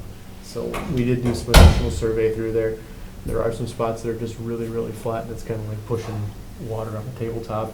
But we do have some more information to go through on that. Okay. And we'll present it when we get that. Thank you. I'll put it on my list. She's gonna ask a question about that. I'm gonna ask about Maple Lakes up there. I was gonna wait until my report, but I'll ask it now. We had an agenda item earlier tonight due to overwatering. We now have problems out in Maple Lakes due to overwatering. Yeah. How do we address this? Now, I'll even ask Lucas, what do we do? If you have that much overwatering occurring that you are literally causing financial problems to others. So what the council member is describing is the new lots out there are getting sod and irrigation included. And they are being watered a lot. So our water A pressure at lot. 4 o'clock in the morning is about 20 pounds, if that. There's so much water. The drains that are between Maple Lakes and Country Acres are not helping at all. It's just flooding Country Acres.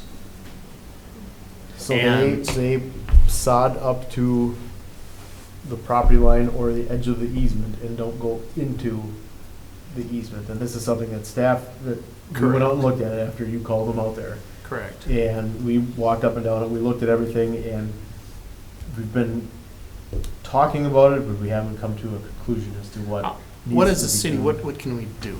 Because obviously there's $200,000 in damage out here in Lost River. You have people out there that their septic systems are their septic systems. And if you're flooding their yards, there's nowhere for it to go at that point because Neuschwander used the evaporation method, which if you are flooding that area, well, quite frankly, it can't evaporate then, right? Where their septic tanks are gonna fill up and there's only so much room before there's nothing else they can do. The drains are not working as designed or thought of because of the slope, or lack thereof, to use the drains, where the drains are becoming full. Once again, the residents of Country Acres were somehow even assessed for the drains, even though it was proven that their water flowed east away from the drains. They're gonna have to pay $6,000 for that special assessment, where it probably cost them like $30,000 to reshape their yard to flow that way. No matter which way you slice and dice it for those people, it's costing them money. And how do you go back after the people that are overwatering, even though you're asking them as a city to knock it off? Because now it's costing money. It's costing $200,000 in Lost River. It's costing money out in Country Acres. So in like a typical situation like that, you'd get a flow easement. That's not the situation here where it's something where you get a flow easement for that. I mean, if there's issues where we have drainage issues, where that water, if the drains can't handle it, obviously It's not the case. It's not that the drains can't handle it, it's that they finish grade to a certain grade and they throw sod on top of it, which alters the flow.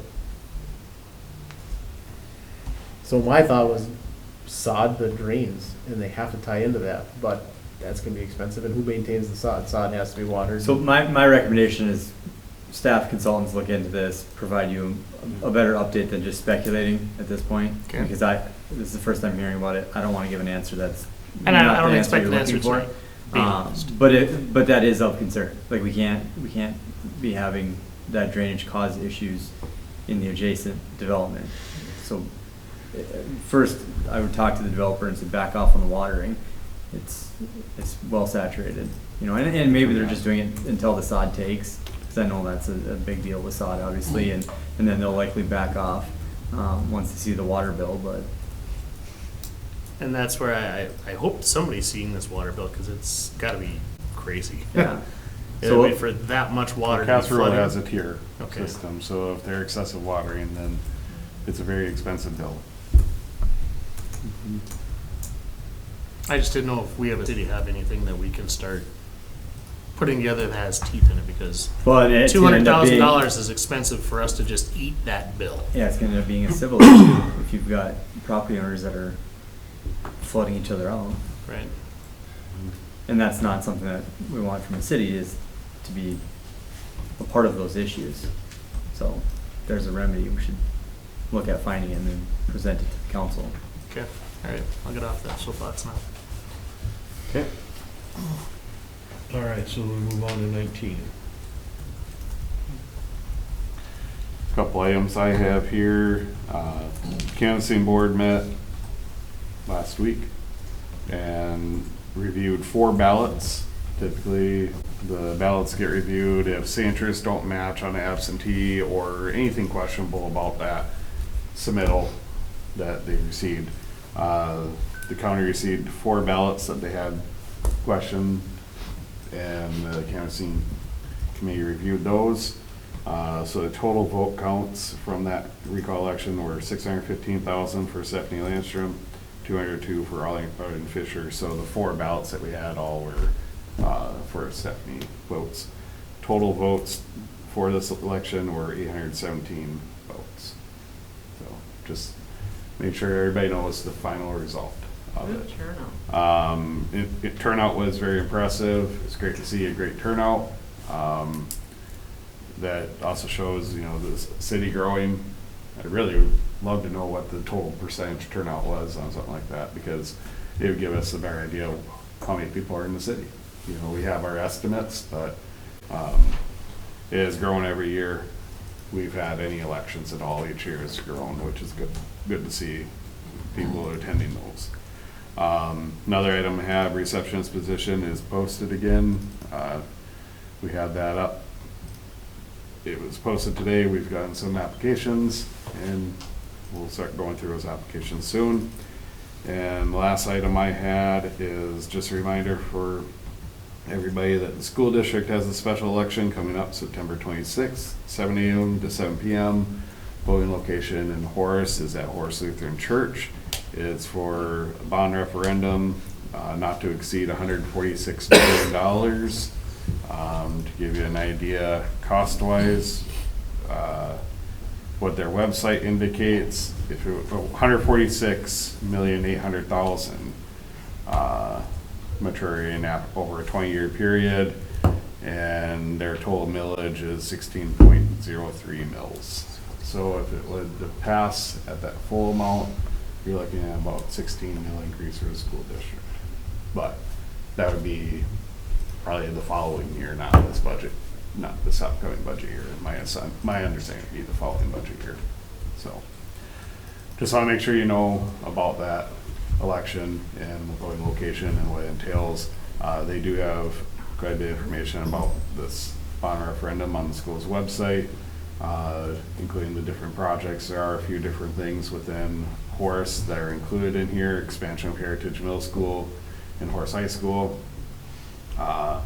They do indicate a new elementary school, although they do not indicate or specify the location of it.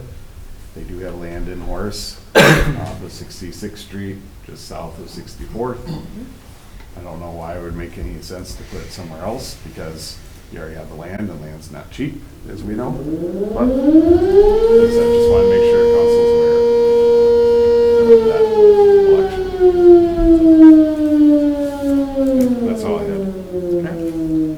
Let's see, portfolio reports. Let's see, you've got the League of Cities thing coming up September 20th through the 22nd. Plan on going to that. I'm assuming Brenton's reached out to everybody, so. I'll follow up, Stephanie. I'll touch base with you after. Okay. Probably gonna be meeting, there's some legislative off-year meetings that are currently going on for some legislation. City needs to start keeping an eye on the way it looks, so I'm gonna be kind of tracking that down with Brenton a little bit, to try to be involved in some of these meetings, because they could impact the city potentially. Keep us posted on what you're. Yeah, I'll let you know here when we get this set up. So, that's all I've got right now. Sarah, what do you got? Nothing. Got a lot of projects ongoing and just trying to close the year out strong. Very, very important as we work towards the fall season, making sure that everything gets cleaned up, closed out. Jim, just a couple minor updates from you, and other than that, we're sitting pretty, hoping that we can get some roads opened up before we got plowed. Yep. Okay. Naomi, what do you got?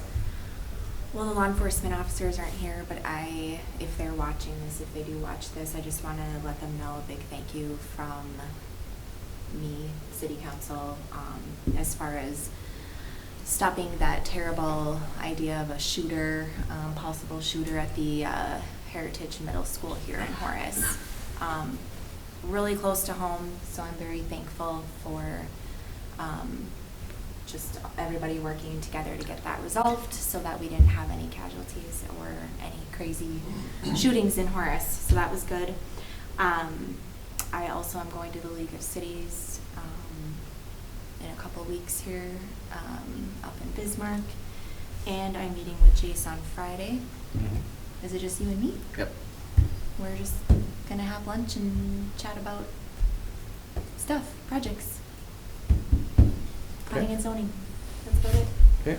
Stephanie. I don't have much either. I wanted to commend Paul again. I forgot about the children's artwork that we had done for the Horace 150th. And I loved, if you all caught the Horace Happenings, did a nice layout of all of the artwork that we had elementary school kids do. Thank you. And it what? That was Bobby. Okay, well, thank Bobby for me. I forgot about that artwork. Yeah. And so it was a really nice surprise to open up the Horace Happenings and see it in there. That was a lot of good work by our young residents.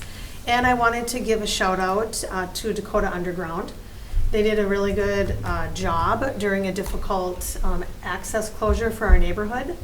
I really feel that they went above and beyond in making it easy for our neighborhood and doing such quick work. So I wanted to thank them publicly for that. And that's all that I have. Okay.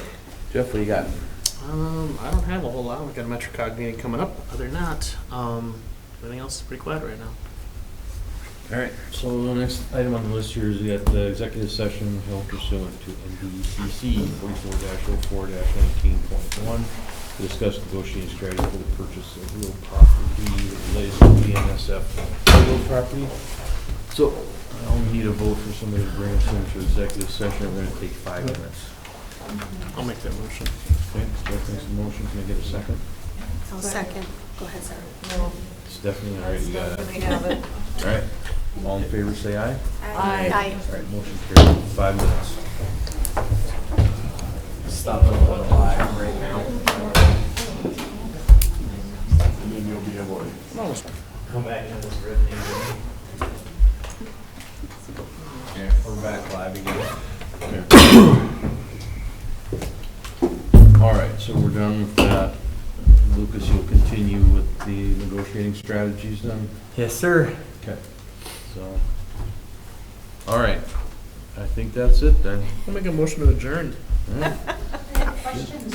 Oh, yep, I go thought you ahead. guys were done negotiating with the railroad. We did too. Yeah, wouldn't that be sweet? Yeah, because I just signed a purchase agreement for my property today. Cool. So I don't know where you're looking at buying. A little further east of you. So past us, okay. Yep. So the Weedners. Oh, No, to the east. To the east, up towards Horace. Oh, towards Horace. Yeah. Oh, Yep. okay. Because they were stalling and they weren't sending me my purchase agreement for like a week and a half. Oh, That is Okay. nothing. That's nothing. That's nothing. Oh, no, my first. Are we officially adjourned? time, my No. contract written No, since I made a November. motion. Nobody made a Yeah, She had a no, question. it took the city many weeks to get theirs. Okay, well, All I right. just was a little concerned since I already sent the earnest money and all of that, so I didn't. Nope, nothing to be worried about. worry I about. hope you're not taking it by eminent domain. No, No, no, you not would have at known all. about that a long time ago. You can keep that part. Yeah. Yeah, not Okay. at all. I made a motion. Does To anyone want to do adjourn. a second? We can Somebody else leave. make a second. Sarah made a second. All in favor, say aye. Aye. All right, we're done. No, thank Thanks, you, Sharon. thank you for coming, Sharon. It's nice to have people here. It's nice to have people here. Well, I would have been here last